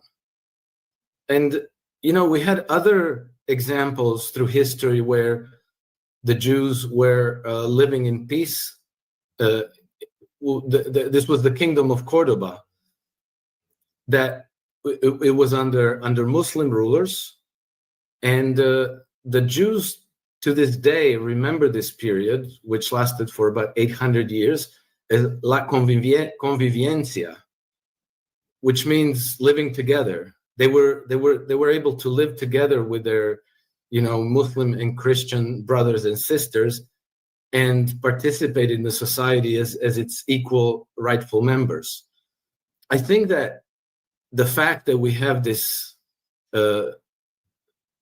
horrible clash between the Jews and Muslims and the Jews and Christians in the Middle East is primarily the result of the imperial policies that deliberately pit these communities one against the other, because, you know, it's the age-old recipe: divide and rule. So you get people to fight against each other while you're busy plundering their resources and extracting their wealth to the center of, you know, to London and to Paris and other centers. And so this is done deliberately. These divisions and hatreds are being inflamed by design, and that never. And, you know, in addition, one thing that I like to stress to people who sometimes dispute my claims, I remind them that, you know, the Jewish people have had a tragic history, but almost without exception, it was at the hands of Christians, not the Muslims. So this is clearly some kind of a distortion that's been introduced with this Western Empire, which is, you know, again, a reincarnation of the British Empire. And then, you know, I want to point out another fact that people need to keep in mind. This is that empires are never national projects. So, you know, we had Spanish Empire and French Empire and Portuguese and Dutch and Venetian and British. And today, you know, many people will say that this is the age of the American Empire. But it's never about, you know, the British people or the Spanish people or even their government. It's always a very close-knit and small network of vested interests that, like a parasite, infiltrate the governing structures of a host nation. And so if that host nation is the United States, then you have the American Empire. If that host nation is Great Britain, then you have the British Empire, Spain, Spanish Empire, and so on and so forth. But it's never, you know, a result of the aspirations of those people. You know, it's not that the Spanish people wanted to create an empire. It's always the money-lending oligarchies that start spreading colonies in order to turn peoples of other nations into their labor force, into their slaves, and to turn their natural resource wealth into their land, their collateral, because then on the basis of their collateral, they can issue loans to their clients. And those loans are profitable assets on their balance sheets. And they don't care if somebody's there fighting, dying, if the genocide is being committed, if people are afflicted by famine on a regular basis. They don't care at all. All they care about is that their banking institutions control the wealth of those nations, and that they can put the people of those nations to work in order to extract those resources and to ship them over westward to turn them into financialized flows through their trading and banking institutions. Alex, one of the we talk about Tucker Carlson. We had Candace Owens and those people who are not happy with this case of Israel, what's going on between the United States and Israel. The main issue is how Israel is capable to manipulate, to influence the United States and politicians the way that no one else is capable of. Because you look at Russia, Iran, China, you never see these leaders talking about the domestic policies in the United States, the public opinion, and how you can reshape, you can manage the public opinion in the United States. But Benjamin Netanyahu came out just 2 days ago and said that, we don't have just woke left, we have the woke right, and these are Nazis on the right. He's literally talking about Tucker Carlson and Candace Owens and these people. And I would say Charlie Kirk, the late Charlie Kirk. And, how is that acceptable for the United States to someone from a foreign country and 8 million people, a tiny country in the Middle East, coming and trying to manipulate, to buy influencers? I don't know if you saw this document by WikiLeaks. It shows that they're paying in the United States $7,000 per post to the influencers, and the fund comes directly from Netanyahu's administration. They're giving this money directly from Israel to the influencers in the United States. How is that possible? I think that's a mystery that needs to be investigated, because Israel is a small country. Its economy has been destroyed. Its military is 100% very close to 100% dependent on Western support. Primarily United States, but also the UK, France, Germany, and some other nations. And the standard narrative is that, the Jewish people are very wealthy, so they can pay for all these things. Well, there's a lot of wealthy Arabs, and there's a lot of wealthy Russians, and there's a lot of wealthy Indians. And how come Israel has this really special status and special effectiveness in manipulating not only the American political system, but also in Europe and in Britain? And I think that the whole Zionist project is still inextricably linked to the British Empire, and it's probably one of their most important geopolitical assets. And so I think that relationship is very symbiotic, and that the support is mutual. And then I also thought that the power and effectiveness of the British foreign policy is a mystery to me, because once upon a time they had a strong army, they had a certain status and reputation around the world, but this all has largely imploded. And so now you have an island nation with an almost non-existent army and navy, and a broken economy and catastrophic finances, who is still running around everywhere in the world and has their hands mixed up in practically every crisis theater around the world. How is that possible? And my only answer is that they control the euro-dollar market, which is the US dollars that are circulating outside of the United States, and which are largely concentrated in London and in London's spiderweb of offshore centers like the British Virgin Islands and Cayman Islands and many others.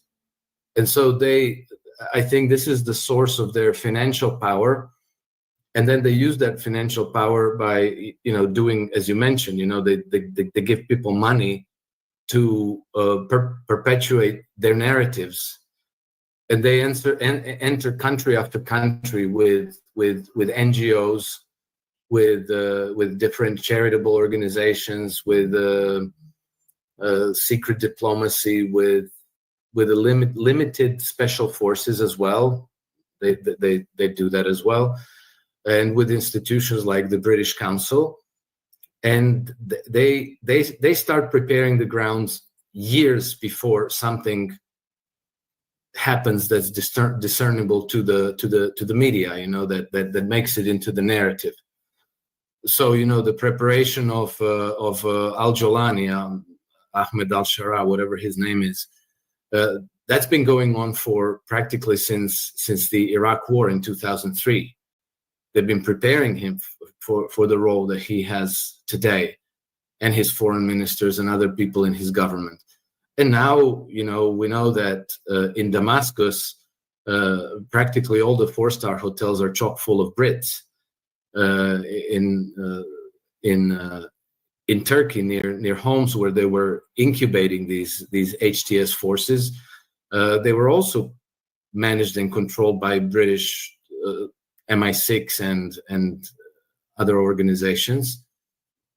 And we know that, like Damascus, Gaziantep in Turkey is also MI6 central, full of British actors. And then you also get them in other designated crisis flashpoints, like Sarajevo in Bosnia and Herzegovina, Kiev, all over the place.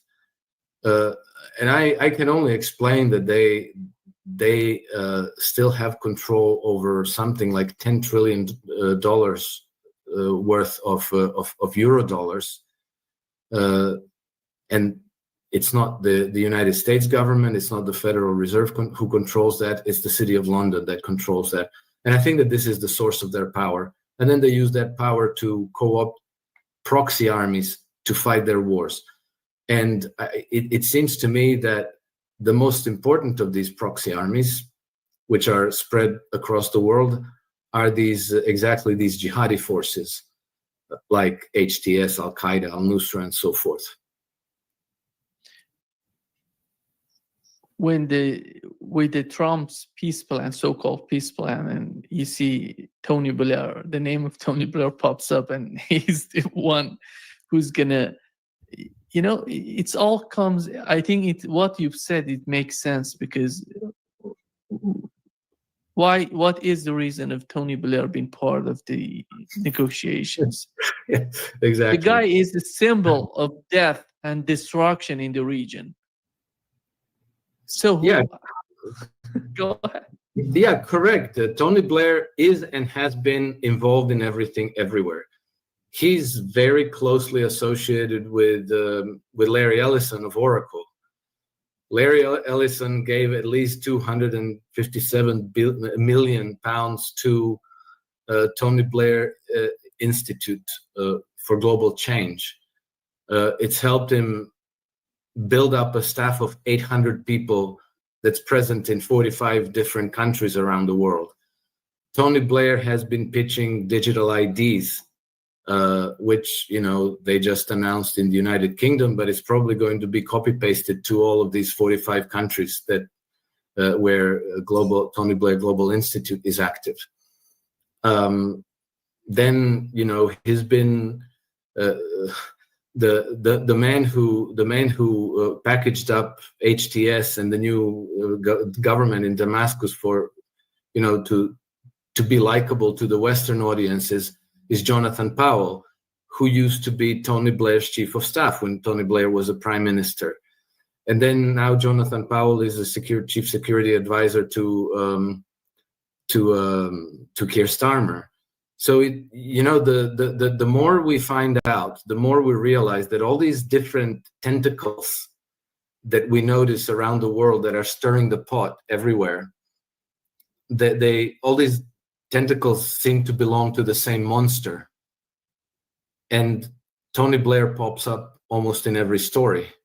Tony Blair, by the way, before the outbreak of the war in Ukraine, Tony Blair has been very active in Ukraine. He's been visiting Ukraine at least once a year since the coup until the war.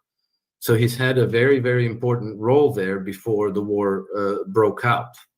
And then there have been many indications that, in fact, the British role the American role in the coup and its aftermath and the breakout of war in 2022 has been very visible.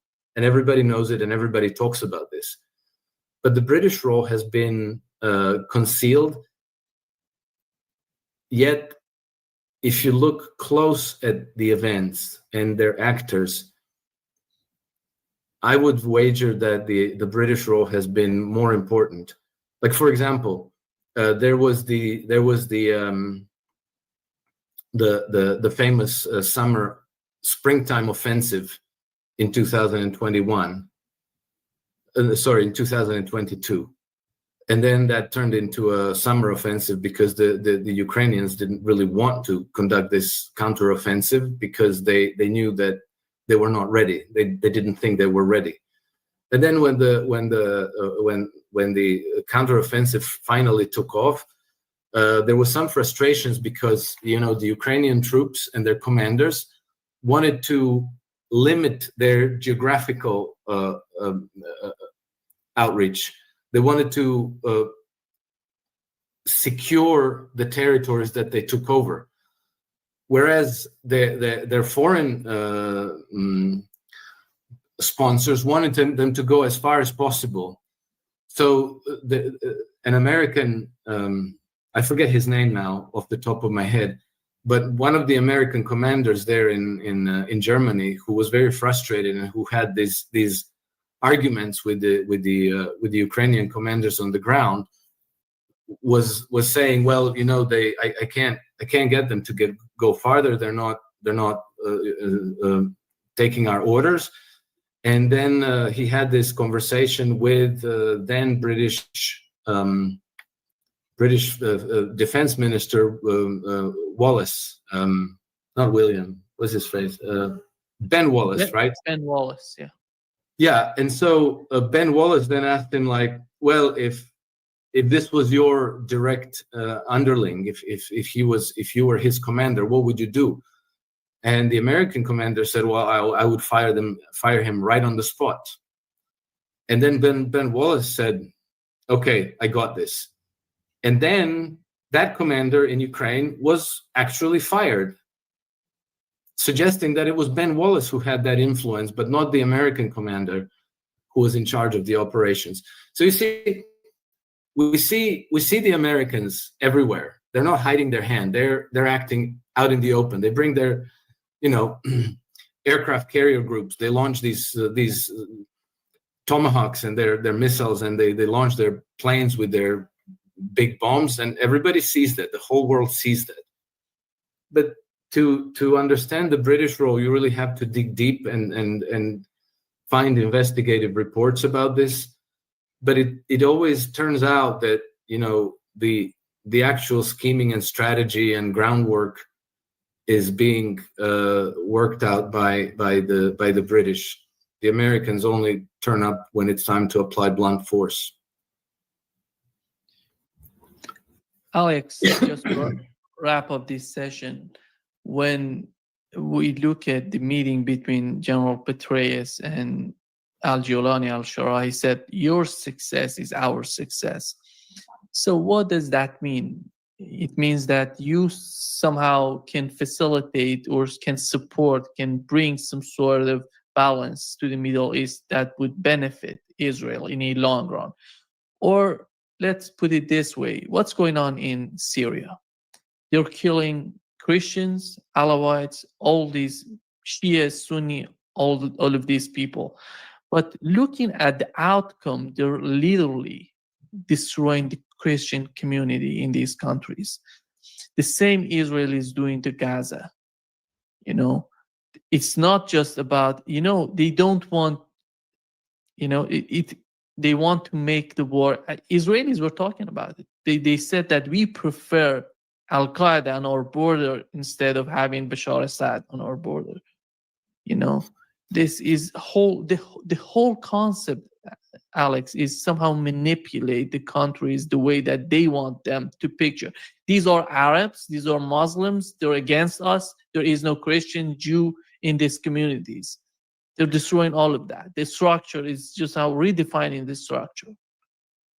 I think that the only test, the only litmus test for them is either you're willing slave to the empire or you're a willing slave driver, one of their lackeys who enforces the imperial system of governance, or you're against the empire. And then everybody who resists the diktat of the empire has to be eliminated. And this has been the logic of empire, not only the British Empire, not only the American or previous empires. This goes back to Rome, and there's that famous quote by Tacitus, which was not him. He was quoting one of the barbarian kings after he was eliminated and brought to trial, and he said, in an accusing tone, he said, "You create desolation and call it peace." And this has been what Rome has been doing. They would just wherever some kingdom or political power was brazen enough to resist the Romans, they would bring their armies and destroy and slaughter everybody wholesale. And this is what the Spaniards have done in South and Central America. This is what the Belgians have done in the Congo. This is the logic of empire. You have to dominate and you have to eliminate every resistance.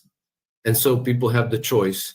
You can work for us, you can be our slave, or we eliminate you. And this is with us to this day. And so, look at Libya. Gaddafi wanted to have a sovereign nation and he wanted to have an independent policy. And they eliminated him and destroyed his country. Look at Congo, look at Angola. This is what they do as a matter of course. And this is what they want to do to Iran as well.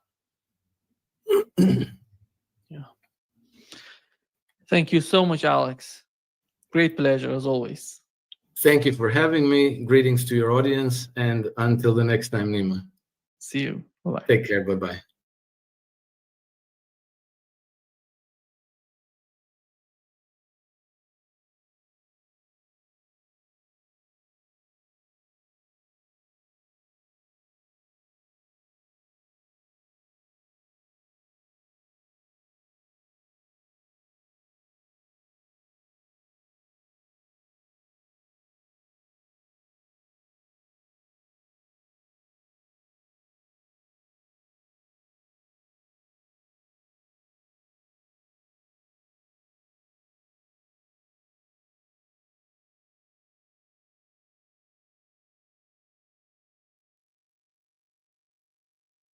Love that guy. I'd like to be that guy, right? And there's a place for that guy. The place for that guy is not to run the Pentagon. And Hegseth is a friggin' goon. That's all he is. You know what I mean? You know the word. I love goons. A lot of my friends are goons. Some of my best friends are goons. As I said, to some extent, I'm a proud goon.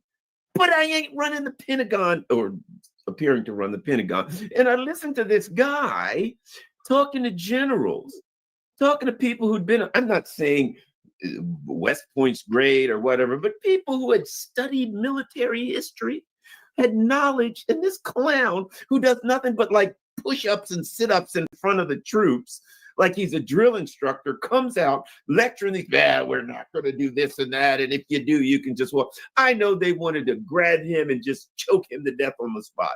Anyway, Scott, does it aggravate you as much as it aggravates me to see this clown? It did. I mean, I gave him a fair shot. And to be frank, I would say maybe 70% of what he said, I said, there's merit in these arguments. There's not, I mean, I'm going to get in a lot of trouble, but hey, what the hell? When the Marine Corps was tasked with, Marine Corps was the last service that held the ground on, all men combat arms.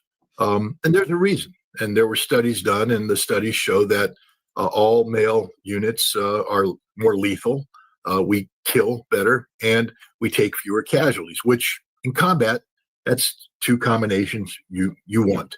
And the Marine Corps made an argument for that, backed it up with studies and all that, and they lost because we don't live in a dictatorship run by Marine generals. We live in a democracy where civilian leadership and the word of the civilian leadership takes precedent.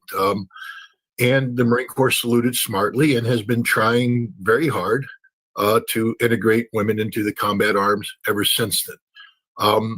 I would say that anybody in the world who thinks that they can hook and jab with a Marine Corps combat unit today, think again, because you will die. Because the Marines continue to be the best trained, best equipped, best motivated, most lethal combat force in the world today, man for man or Marine for Marine. Not true. But we could have been better, be it all male. I firmly believe that. And I think, he has an argument there. We know, for instance, in Air Force Special Operations, when they were trying to push women through the training pipeline, they had to lie, cheat, and steal to get women through that pipeline. That's make fun of the Air Force all you want, and I do. See Scott playing a dirty game in front of Garland. See, Pete Hegseth didn't just say women. He said DEI, then he also fired the black general. He was a bootlicker, shoe shot anyway, but that's not the point. See, right now they're saying women, but behind closed doors, that Scott know this. He's a Marine. He's been around. They're saying blacks and women and gays are getting these positions. This is ruining the military. Scott keep repeating women. That's not just what he said. Come on, Scott, say it all. Blacks, gays, women, immigrant. That's what's ruining the military. Trans. That's what he said. Not just women. All the time because it's fun. But when we're talking about their pararescue men and we're talking about their combat controllers, these guys are as tough as they get. They go through every selection criterion that the SEALs and Delta Force and Special Operations. These are the combat controllers that hang out with these guys, integrate with them, call in the close air support, coordinate the airspace, and oftentimes parachute into minefields to rescue them when their vehicle has hit a mine. Parachute at night into minefields, by the way. They did that in Afghanistan. And, women have not qualified for this. And they've tried to make women qualify, and women can't qualify. In the Marine Corps, our infantry officers course, which is considered to be one of the toughest selection programs in all of the military, had a very grueling forced march with pack timed. And what had happened is that women couldn't complete it, primarily because of the physical build. Shin splints was a big problem. And they couldn't complete. So the Marine Corps was told to change that standard. And the argument was that in this day and age, no Marine walks that far with that much weight under that time pressure. That's an artificial standard put in that actually doesn't contribute to actual combat. And the Marine Corps did change its standard, and women do graduate IOC. And I believe the women that graduate IOC and become infantry officers in the Marine Corps are some of the best of the best. I don't know. I've never served. When I was in, it was all male. But my point is, Hegseth has some interesting arguments. What is the impact on unit morale? And, in unit morale, there's a direct correlation with unit morale and combat effectiveness with what he called dudes in dresses. Is that an issue? I know the Marine Corps got rid of a battalion commander who was one of their best combat leaders, proven in combat. He was prepared to take a Marine battalion forward and due to become regimental commander, probably work his way up into the higher ranks. Because in an address to his Marines, a motivational address, he used language that a Marine found objectionable and filmed it, and the man was relieved on the spot. This was during the Biden administration. But those are the standards. Hazing. When I went through officer candidate school, I did the junior course and the senior course. The junior course was done under the old rules. And the old rules were they put hands on you, and they put my face into the wall. They adjusted my helmet with violence. They did what they needed to do to get my attention. The next year, it had changed. There were no more hands. And I will tell you that even though the yelling didn't go away and the fatigue, it's a completely different level of training when you don't have to fear for your life. When you know at the end of the day, you can say, they're not allowed to touch me. That gives me a little, when you fear for your life, you don't want to do anything to make them unhappy, because then they swarm you with the shark attack and you will feel physical pain. And as a Marine, I got to say that physical pain thing, it contributes to being to a Marine. People smarter than me who study psychology and all this, they say that we train good Marines today without that. And I'm not here to doubt them, because I can just say that I know and I experienced the difference between hands-on and hazing. I think hazing for the sake of hazing is stupid. But I will tell you this: we had something in my battalion, 5th Battalion, 11th Marines, we called the Sergeant Major's Move. Sergeant Major's Move happened once or twice a year. When we took the battalion to the field, the battalion commander would meet with the Sergeant Major, and the Sergeant Major would tell him that there are a number of disciplinary issues that need to be resolved. And we can resolve them either through, Article 15 or, page 11 entries, ruin a Marine's career, or if they're good Marines, we can give them a second chance. The second chance comes in the form of the Sergeant Major's Move, where the battalion is turned over to the Sergeant Major and the staff NCOs and such, and they move the battalion. And as the battalion moves to the field, they move efficiently. But when they get to the place where they are in the desert, things happen, like the gauntlet. If you were a Marine who made mistakes, you were given a choice. Article 15, page 11, other than honorable discharge, or run the gauntlet. And they chose to run the gauntlet. They got the living dog poop kicked out of them. The Marines, as they ran through, beat the living crap out of these people. And sometimes if you were made a bit, you ran it twice. And then the officers would come back the next day. And of course, we're not allowed to tolerate these things. So we would see Marines who had black eyes and maybe missing a tooth and a broken nose. And we'd say, what happened? I fell out of a truck. Really? Now, I was the officer that was called, because I was a junior lieutenant at the time, to investigate. And so I would have to hold an investigation. And I was told not to dig too deep. Let the Marine statements stand. So, you fell out of a truck. Yes. Do you have any witness to you falling out of the truck? Yes. Sergeant Schmuckatelli observed me falling out of the truck. Sergeant Schmuckatelli, what were the circumstances of falling out of the truck? Was the Marine improperly secured? The Marine failed to obey proper instructions and the Marine fell out of the truck, but the Marine has been counseled and will not fall out of the truck again.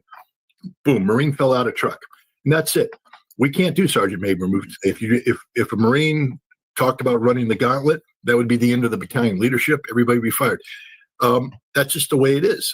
We don't do that anymore. And as a result, units aren't as cohesive and people walk on eggshells. And Pete Hadseth is correct on that. Hazing. When I graduated Naval Aerial Observer School, it's a tough program. Teaching an idiot like me how to fly and operate in the air, it's challenging. But when you graduate, you get your wings. And what the Marine Corps would do back in those days, when you got airborne wings or you got your flight wings, they would give you blood wings. And it was a rite of passage. You would stand there at attention and they'd take the wings. And normally you'd put it through the shirt and then fasten it in the back with the little round things. They'd put there on and then they'd pound it in your chest. And then everybody of the instructors came by and they punched those wings into your chest. And they drove that deep into your flesh. And it hurt like hell. And then afterwards, while you drank your beer, blood was, you have your wings on your uniform. That uniform was finished because it had blood stains because you were bleeding through, but that was a sign of you made it. They sign of respect. You went through that ritual and now you were part of the fraternity. The problem is, gosh, you could get infection. Bad things could happen and it hurt like hell. And they said, you can't do that anymore. Fact is, when they did it to me, it was technically illegal. So hazing, there's a reason why we don't haze. And I think Hegseth needs to be careful. But the biggest thing is all of the changes that he's talking about. These are changes that are systemic in nature. And to make them happen, you have to work with the team. You sit there. If he wanted to make these changes, he needs to send out an initiating, bulletin and say, hey, we're concerned about the fault. When I'm requesting the service, because there's chain of command. You don't go to the generals. You're the Secretary of Defense. You go to the Secretary of the Air Force, the Secretary of the Army, the Secretary of the Navy, and you say, I got a problem. Then they go to their generals. Now, you as Secretary of Defense could also go to the Chairman of the Joint Chiefs of Staff and ask for a coordinated review. But then they push it down and they get answers coming up and they coordinate the answers and they double check and they make sure that everybody's on board. Then they come to you and say, here's what we've come back with. Now, the Secretary of Defense can look at that, Secretary of War, and say, no, I don't want to do this. I want more information on that. But when it's done, when you stand before your generals, everybody's in agreement. Those generals, and I've seen some pretty stupid comments from people out there, because they buy into Hegseth thing, fat generals. Hey, you guys know who Curtis LeMay is, don't you? Cigar chomping head of the Air Force. I mean, he bombed Germany into the Stone Age and he dropped the nuclear weapons on Japan. And he's the guy that took out them Chi-Coms in North Korea. And he stared Kennedy in the face, chomping a cigar, said, we got to bomb them Ruskies in Cuba, because I'm Curtis LeMay. I'm Bomber LeMay. I'm the man in the world. Nobody's going to sit there and say he's not a warrior. Hell, he's a hell of a more warrior than Pete Hegseth ever was or ever could dream to be. Man couldn't run a PFT. He's a fat body. So Hegseth saying that you can't have Curtis LeMay in the military. George Patton, who Hegseth mentioned, didn't run a PFT in the final 10 years of his career. Didn't do it. Couldn't. Old man. Omar Bradley, Dwight Eisenhower, all the heroes of the Second World War. They didn't run PFTs. Some of them were out of shape. You wouldn't want to see them with their shirts off. All right. So, there's a reality as you work your way through the ranks. You stop being a platoon commander. See, that's the problem with Pete Hegseth. He's a platoon leader. When I ran my platoon, no one cares, Pete. No one cares because that's a platoon level stuff. You're talking to 4-star generals who are running the big show, who've done things you can't even dream about, who've led commands, thousands, hundreds of thousands of men and women who are responsible for billions of dollars worth of stuff going on. These are the leaders that, make this stuff work. And you're sitting there making fun of them. Yeah, I agree. We shouldn't have fat bodies, especially at the troop level. I mean, everybody saw those people marching at, remember Trump's birthday parade, and some of them marching probably shouldn't have been marching. Should have been doing some PT before. I'm a big fan of PT. Unit PT is great. Everybody who's been in a unit understands the value of it and understands the importance of being physically fit. Nobody's trying to denigrate that. But to have the Secretary of War, which is another thing. I mean, let me just remind people who think that's a cool name. The reason why we got rid of the Secretary of War and called it Secretary of Defense is because of World War II. You guys got to be consistent here, historically consistent and qualitatively consistent. We finished World War II and we held a bunch of Germans accountable and Japanese. We hung them by the neck until dead, by the way, for carrying out wars of aggression, illegal wars of aggression. In fact, the Nuremberg trials found that wars of aggression were the greatest war crime ever because from them came all other war crimes. So we created something called the United Nations. The United States created that. We led the charge. We helped draft the charter. And the charter says there's only a couple of conditions under which war is authorized. Article 51, if you've been attacked, self-defense. Self-defense is what you're allowed to do. And then a Chapter 7 resolution by the Security Council finds that military action can be authorized to reverse somebody else attacking, somebody else creating problems that has to be dealt with. So the decision was that we were no longer the Department of War because war wasn't good. War wasn't desirable. We didn't want war. We became the Department of Defense. And Hegseth, sat there and talked about several things. He talked about the Gulf War and how we won the Gulf War because of the ethos that he spoke of, the 1990s E6 ethos and the 03 ethos. Hey, guys, you're looking at it right here. That was my era. I was in 03 in 1990. Exactly the kind of guy he's talking about. And I knew the E6s that he's talking about. And I had gone through the training that he was talking about. We were the best prepared fighting force the world had ever seen in 1990. And that's why the Gulf War was a walk in the park. But we were the Department of Defense at the time. I just want to remind you, we won that war as the Department of Defense. And he spoke about the Vietnam War. And one of the reasons why the Gulf War succeeds is senior leadership and experience. So they were the Department of Defense then as well. Changing the name from defense to war doesn't do anything except make you look stupid and make America look stupid and make America look foolish. And summoning 800 of our most senior generals, admirals, commanders, top enlisted to assemble in Quantico while our nation's at risk. Keep in mind, he pulled people off of literally frontline positions where they are monitoring dangerous situations that could spin out of control. Yes, there are deputies, but many of them were there too. To do what? To play alpha dog, to literally lift his leg and pee on them, because that's what this was about. This was about Pete Hegseth peeing on people. He's not even a good goon, because a goon is part of a team. See that tight end? I was a tight end in college. I know exactly what you're talking about. I was also on the suicide squad on special teams. My job was to inflict pain on the enemy. Purely and simply. Sometimes to catch a football, but mainly my job was to inflict pain on the enemy. But it has to be done as part of a team. For instance, I remember once on the kickoff coverage, my coach came up to me after they ran the ball away from me, and he said two times in a row, "If you're not in on the next tackle, you're off the squad. I brought you here because your job is to hunt the man with the ball, bring that man down, and bring pain to that man. You're not doing your job, off the squad." I'm like, okay, coach. And the next time we kicked off, I went beeline for the guy with the ball. He took 2 steps out of bounds, and I knocked the living crap out of him on national TV, by the way, because this was during the NFL strike.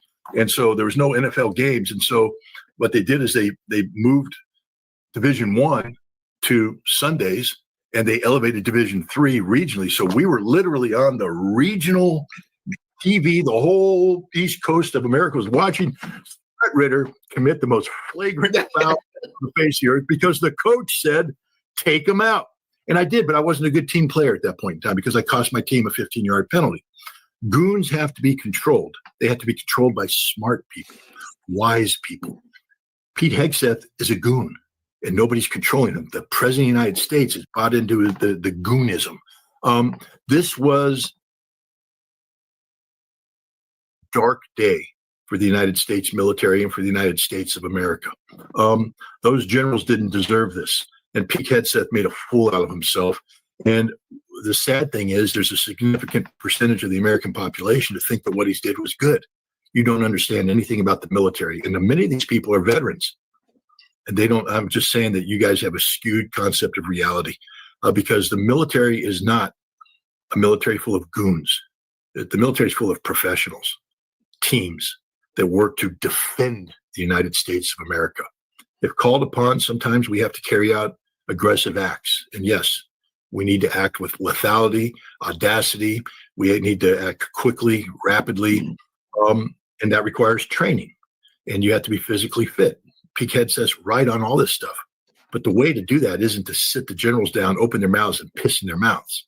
The way to do that is write memorandum and get the team to work together to come up with concepts that A, are better for the force, and B, are compatible with the Congress of the United States, the American people. Hegseth sat there and just denigrated politicians the whole time. I want to remind Pete that he's paid by the American taxpayer, and that money gets filtered through the Congress of the United States. And if he thinks for a second that he can implement all the things he's talking about without congressional approval, he's higher than a kite. And that's the other thing. Vast majority of the things that he's going to try to implement are not going to be implemented because they're going to run into legal challenges. Parents of people who are going to get hazed are now going to get lawyers, and those lawyers are going to write congressmen. There's going to be a congressional inquiry, and that's going to freeze the Department of Defense. Pete Hegseth's an idiot, a moron. He's not a goon. A goon is somebody who's part of the team. Andre the Giant was a goon. He was the goon squad. And he did good things because he worked as part of a team. Remember, he collaborated with the plan on how to take the castle down in The Princess Bride. But Hegseth doesn't collaborate with anybody but himself. He's a narcissistic man with a lot of problems, a lot of baggage, and that speech should never have happened, and the president of the United States should never have allowed it to happen. And yet the president came up behind it and gave him his de facto seal of approval. Yeah, and I think the big point I have is, there's things that he said that I would agree with you on when it comes to how do you have the most effective fighting force. The issue I have is this: the man doesn't realize that he's a political figure, right? Yeah. When I went into training into what was it? We have, when you become a commissioned officer, we have commissioned officer training, right? That we had to go through. And basically what they say is, don't forget, when you're commissioned officer, you become a political figure. You're not just a, in that instance, law enforcement officer, but what you're saying has political consequences, could have political consequences for, in our instance, for the chief of police and the governor, blah, blah, blah. So watch what you say and how you say it. And if you have any questions, run it through somebody above you first, who's going to be ultimately responsible for it, right? So when I listen to Hegseth, that was not a political figure. So there are a lot of things that you said that quite eloquently about, look, we tried to have a female into this area. However, due to this, and this, we find that our force is more effective with the blah, blah, blah. There's a lot of eloquent. I'm listening to this guy. I'm like, that's not a political figure. That guy sounds like an idiot. The things that I agree with and the things that I disagree with sounded stupid. And they sounded like they were coming from a guy who was he couldn't even understand the position that he's in and what his job is, much less how to execute it. So I'm just like, he's an absolute embarrassment.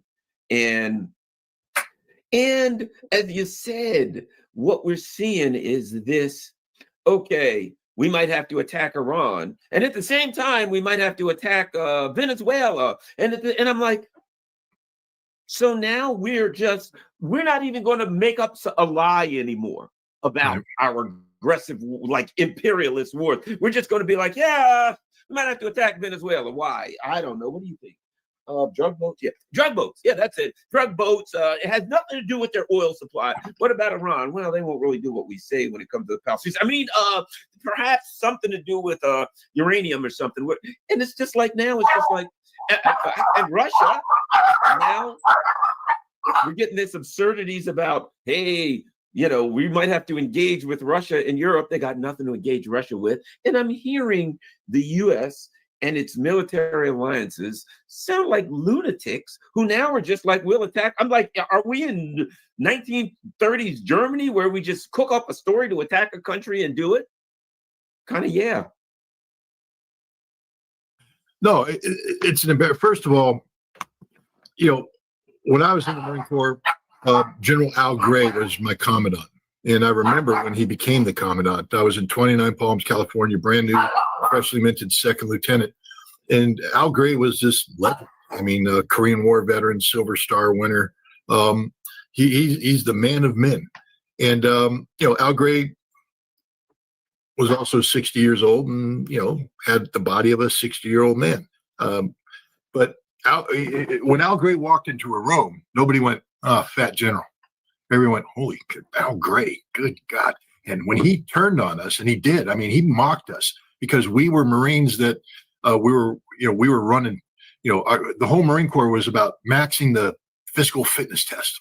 I'm a 300 PFTer. That means that I could run 3 miles in under 18 minutes. I could do my 20 pull-ups and my 100 sit-ups in I forget what it was, a 2-minute span or a minute span or something. But, I could do that as a young stud, but he sat there and he said, the Marine Corps isn't about marathon runners. And we're not, these beautiful gym boys. So we're supposed to fight wars. And so what he instituted was a 25-mile forced march, battalion level, where everybody had to do a forced march for 25 miles. At the end of the 25 miles, do various tactical and operational maneuvers.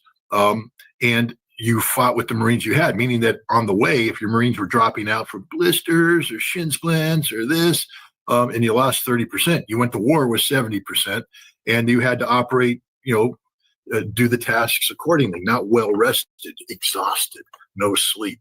And when he said that, nobody went, well, he's a fat body telling us what to do. Everyone went, holy cow, Al Gray the legend, just told us what has to happen.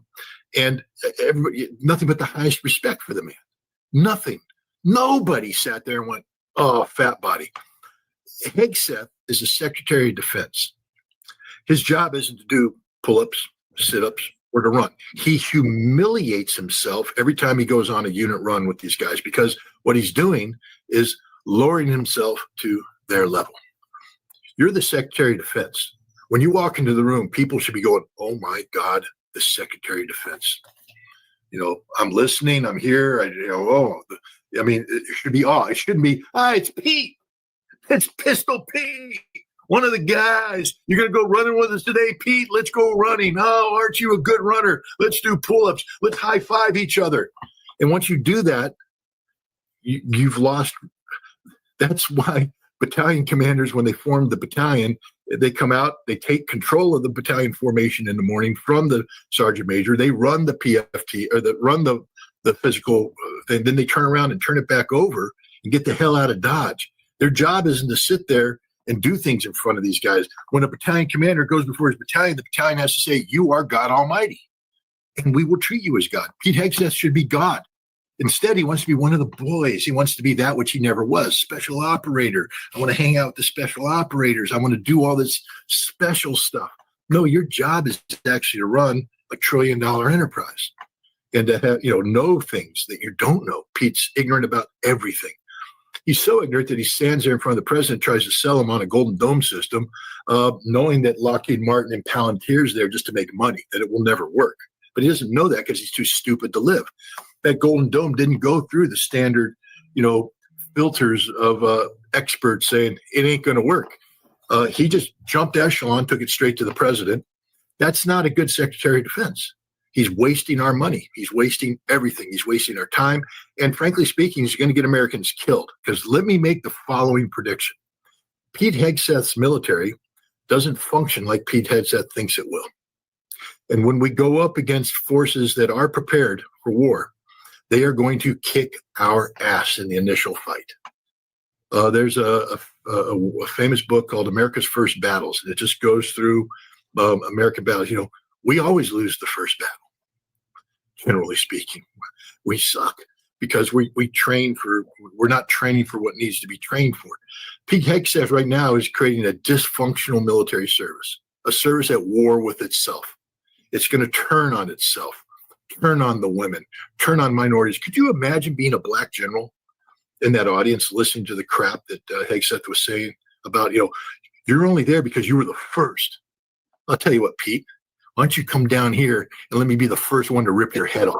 I mean, those guys out there earned it. The medals on their chest aren't given to them, guys.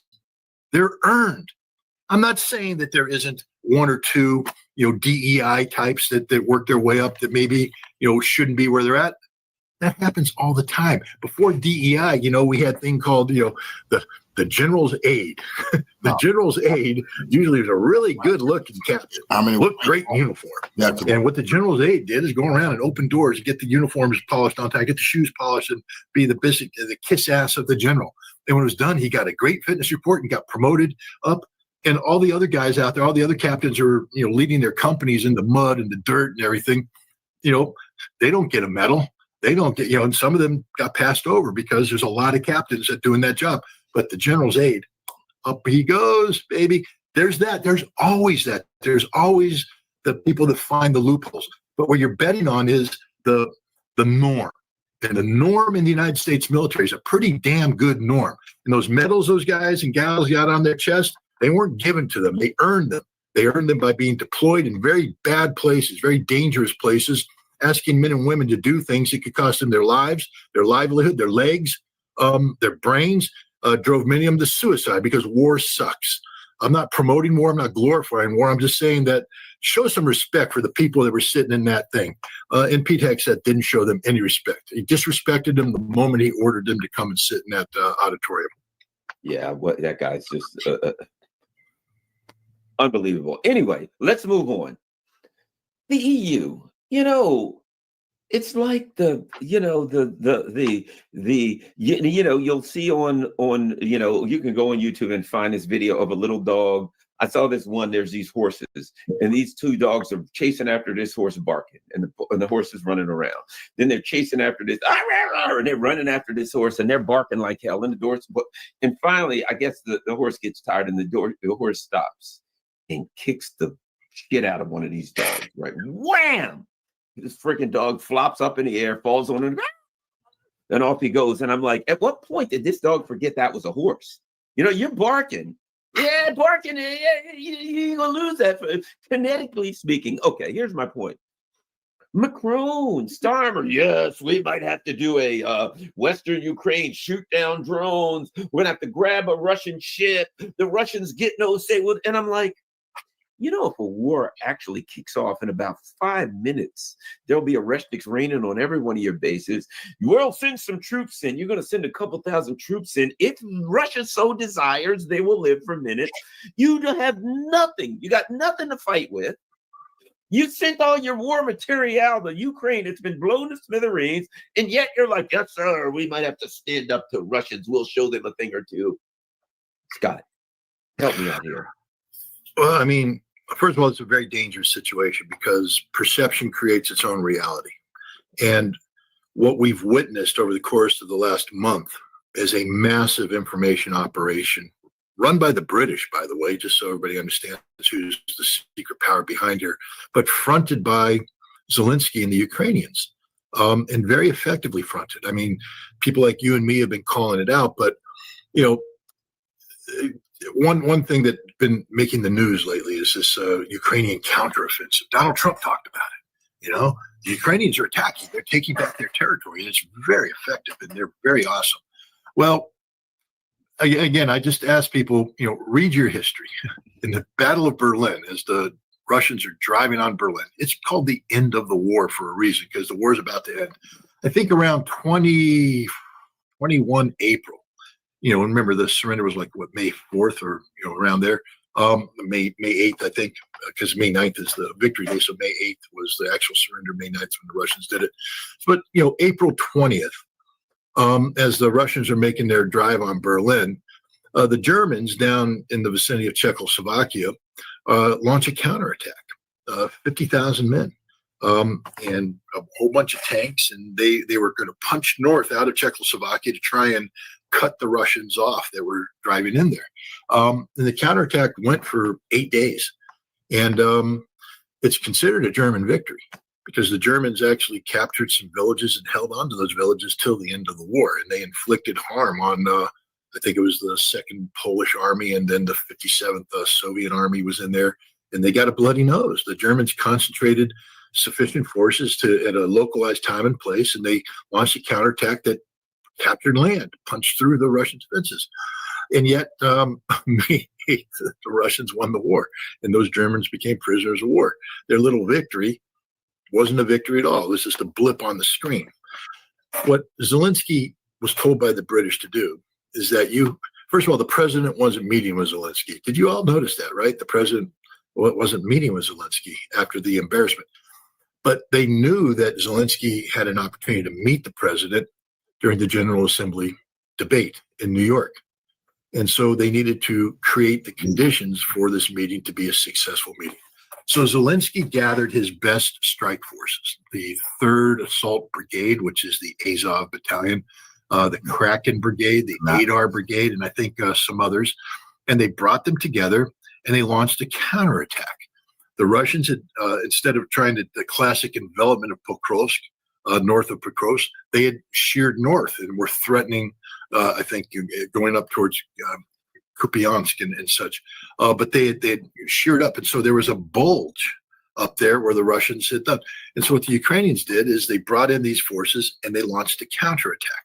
And they also surged in drone capabilities. I'm talking massive drone capabilities. And again, when you're looking at war, the drone war, I've been studying this for some time now in great detail. I actually had a fascinating meeting with the head of a Russian drone unit that fights in the Lugansk area in support of the Akhmat Special Forces. And we went through the tactics, the operation, the thinking. But basically, think of the line of contact. And on each side of the line of contact, go 15 to 20 kilometers. The line of contact expanded to about a 5 kilometer depth strip. Okay, that's where your tactical drones are. And then on the side is where what you're trying to do is, if you're going to control the line of contact, you actually have to control 15 to 20 kilometers deep into the enemy's territory. And then what you have to do is ensure that your zone is drone free. So you're doing things that way. You can bring your reinforcements, the ammunition, up to the line of contact, that 5 kilometer stretch, and then impose your will on the enemy in that line of contact and prevent the enemy from reinforcing. So you have your drones over here pounding them away.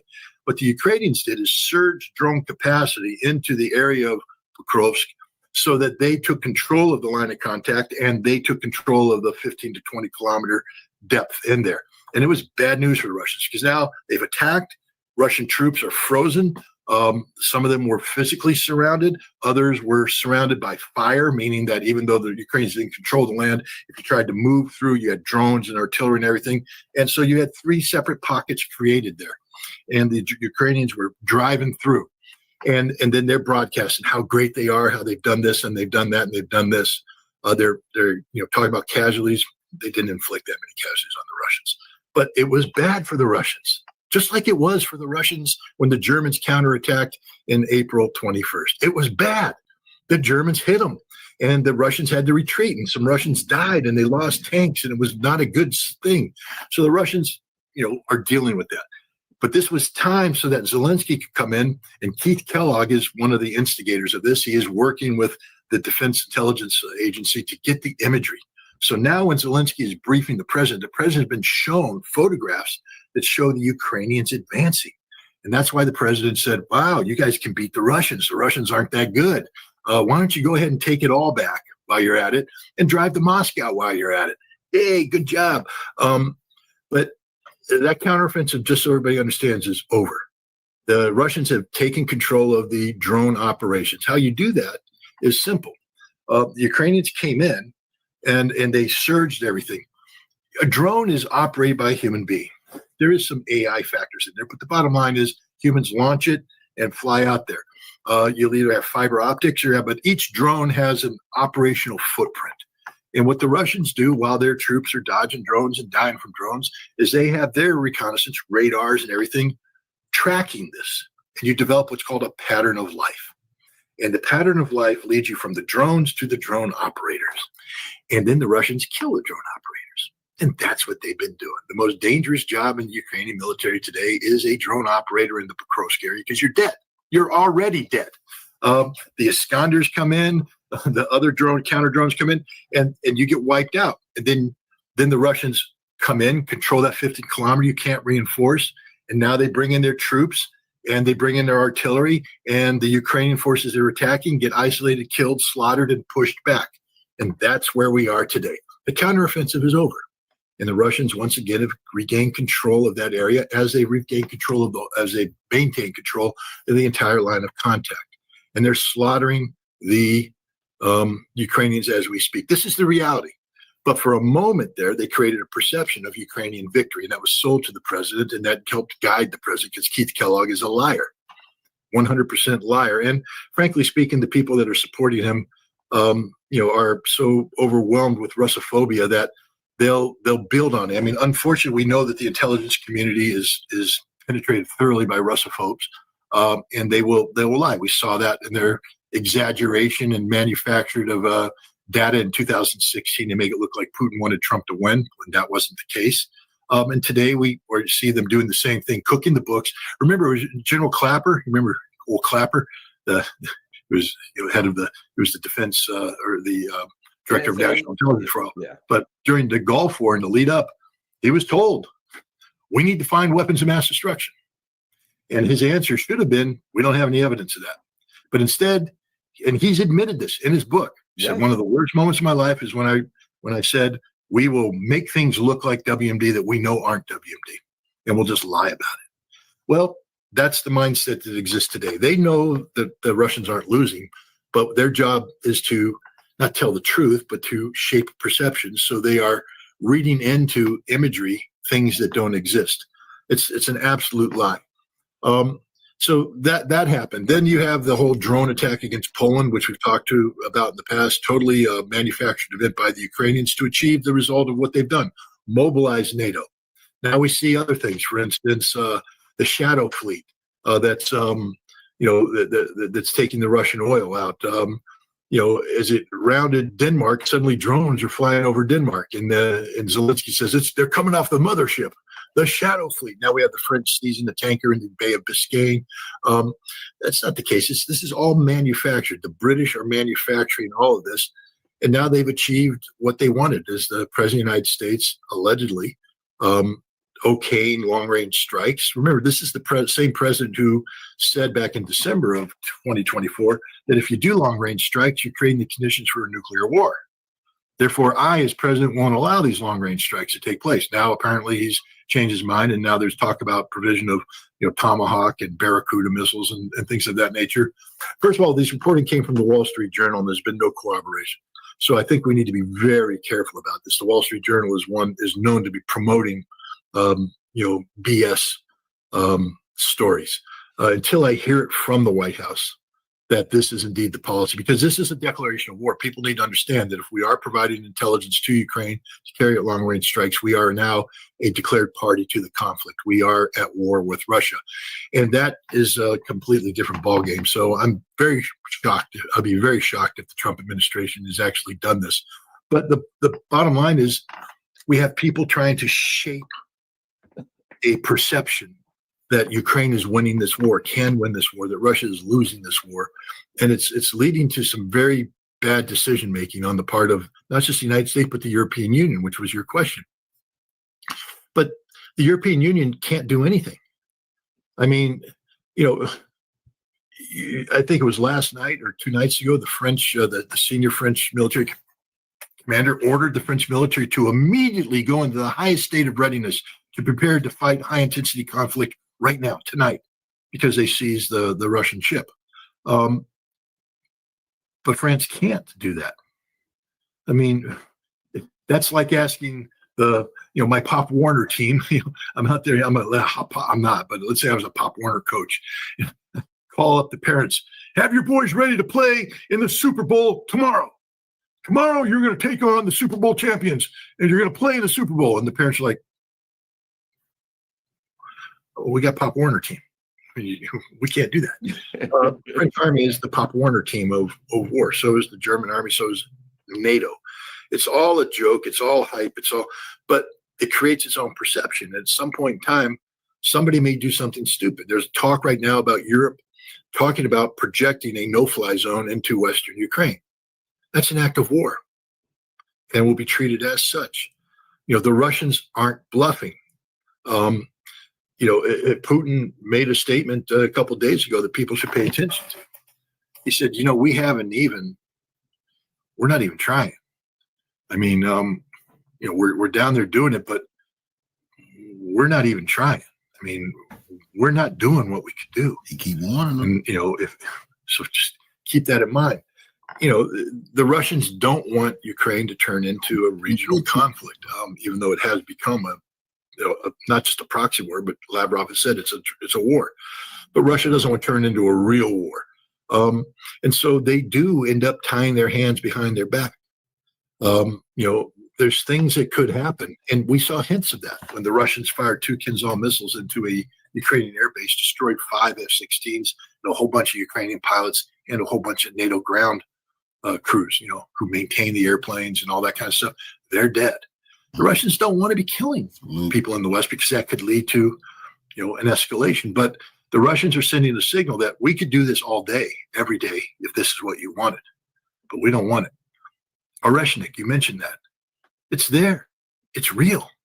But it's an escalation that Russia doesn't want to engage in. There's a new missile that's out there, the Iskander, I think S it is. But basically, the Iskander is a short-range battlefield rocket that is killing a lot of Ukrainians now. The Russians are mass-producing it, but they've taken an improved version now that flies over 1,000 miles with pinpoint accuracy, can defeat any air defense system, and they're mass-producing that as well. So it's not just Oreshnik. Ryabkov, the deputy foreign minister, alluded to these new weapons. One of those is this. I think there's another one out there called the Skorost. which again is an intermediate range missile, hypersonic, capable of pinpoint accuracy, that's being deployed. The Russians aren't using these weapons, but if they did use these weapons, it would be literally game changing overnight. Nothing survives these weapons because nothing can shoot them down, and they have pinpoint accuracy and they can reach into the depth. So NATO and Ukraine are operating with this false sense of accomplishment because they wake up in the morning and go, we're still alive. That must mean we're doing something right. No, it just means that Russia has allowed you to live another day. It's very dangerous what the EU is doing now, and then they're starting to play games with the global economy. You know, they're talking about taking the $300 billion of seized Russian assets. Understand, if you do that, literally the trust and confidence the world has in Europe as a participant in, international finance is over because you've just become a thief. Moreover, there's about $400 billion worth of European assets in Russia. And Putin's getting ready to sign a document that says those belong to us now. $400 billion. You want to steal our money? We'll just take what's in here as compensation. They're not going to win. These are just stupid people who are they're unwilling to admit that they lost, that they gambled badly and they lost. Now they're doubling down on everything. This is like going to Las Vegas and putting your car payment on the line and losing, and deciding therefore it's a good idea to put your mortgage and everything that allows you to stay in your home on the line. You're going to lose that too. The odds are in the favor of the house. Europe is going to lose badly, and we may have a war. And I just want to tell people that this will be the end of us all. There's no such thing as a limited war. Once we begin to engage, it will go nuclear.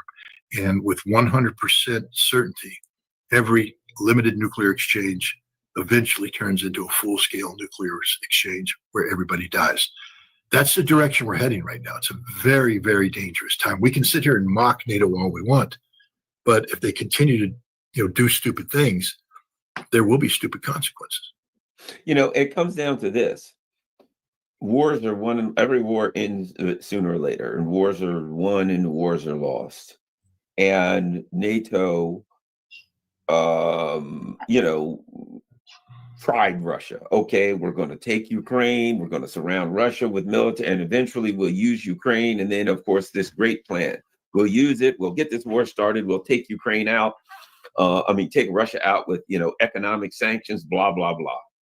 It didn't work. You lost. They lost this thing when the sanctions didn't work. But now they had to kinetically keep pushing it because they couldn't, we can't afford to take a loss. In the end, there's only one question: how NATO loses. Because it's already lost. You know what? When I say lost, here's what I mean. It's already lost. You and I play chess. And when we play in a chess game, at some point, one of us looks at the board and says, that's it. I look at the board and I say, well, if I go here, Scott does this. If I do there, Scott does this. There's still pieces on the board. There's appearance that the game is still going on, but we both look at it and we both know that this game's all, you know what I mean? That we just say, screw this. Let's start over again. But at some point you look. Right now, there's pieces on the board. This guy's fighting. They're shipping drones. They're talking about various missiles that they can send and what they'll do over Western Ukraine. There's still pieces on the board, but this game's over. And the only question is, at what point do you have to keep moving pieces? Okay, I'll do this. Scott's going to do that. Well, then I'm going to do this. Well, he's going to do that. Let's not pretend anymore. The war is lost. The chess game is over. And let's just turn the board over, okay, and put new pieces on the board and do something else. So the only question is, at the point that it's checkmate, how do they accept it, or do they pretend that it's not checkmate and throw themselves into the fire? Yeah, let's modify that chess game. Every move costs you money. So first of all, there's a buy-in to get to the chessboard. Boom. Now you're there, and every move costs you money. And if that was the case, it's like poker. You fold. Why? Yeah.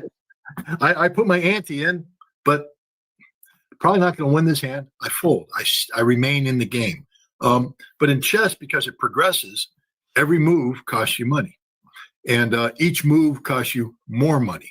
So therefore, the smart person, as you're going through the game, you go, and I'm going click, click, click, click. I'm out of here in 20 moves. There's no reason for me to pay. I fold, take my money, go back and play another game in hopes that you can get, that you can win, get the situation. But here what's happened is they've run out of money. There's still 20 moves left. They're going to the bank to borrow more money, and they can't win. And they know they can't win. They're hoping that Russia will make a mistake, that there will be a draw, that Russia's mommy will call and they'll have to go and take out the garbage or something. They're hoping something happens that it doesn't allow Russia to finish this game. But the game's going to be finished, and Russia is going to win. And it's going to cost Europe and the United States everything if they stay on this game board. And ultimately then what they're going to do is say, okay, we're going to wipe the board. That's nuclear war. I mean, both sides have the option of wiping the board at any time. But when you do that, nobody wins the game. The game's over. Yeah, I certainly agree. Let us look. Wait a minute. What happened? There we go. Let's get to the important part here, Scott. Scott Ritter's got a great website. You can go to scottritter.com and it'll take you to his Substack where he's involved in all kinds of good works. Scott, what's happening at scottritter.com? Well, go figure. Follow me.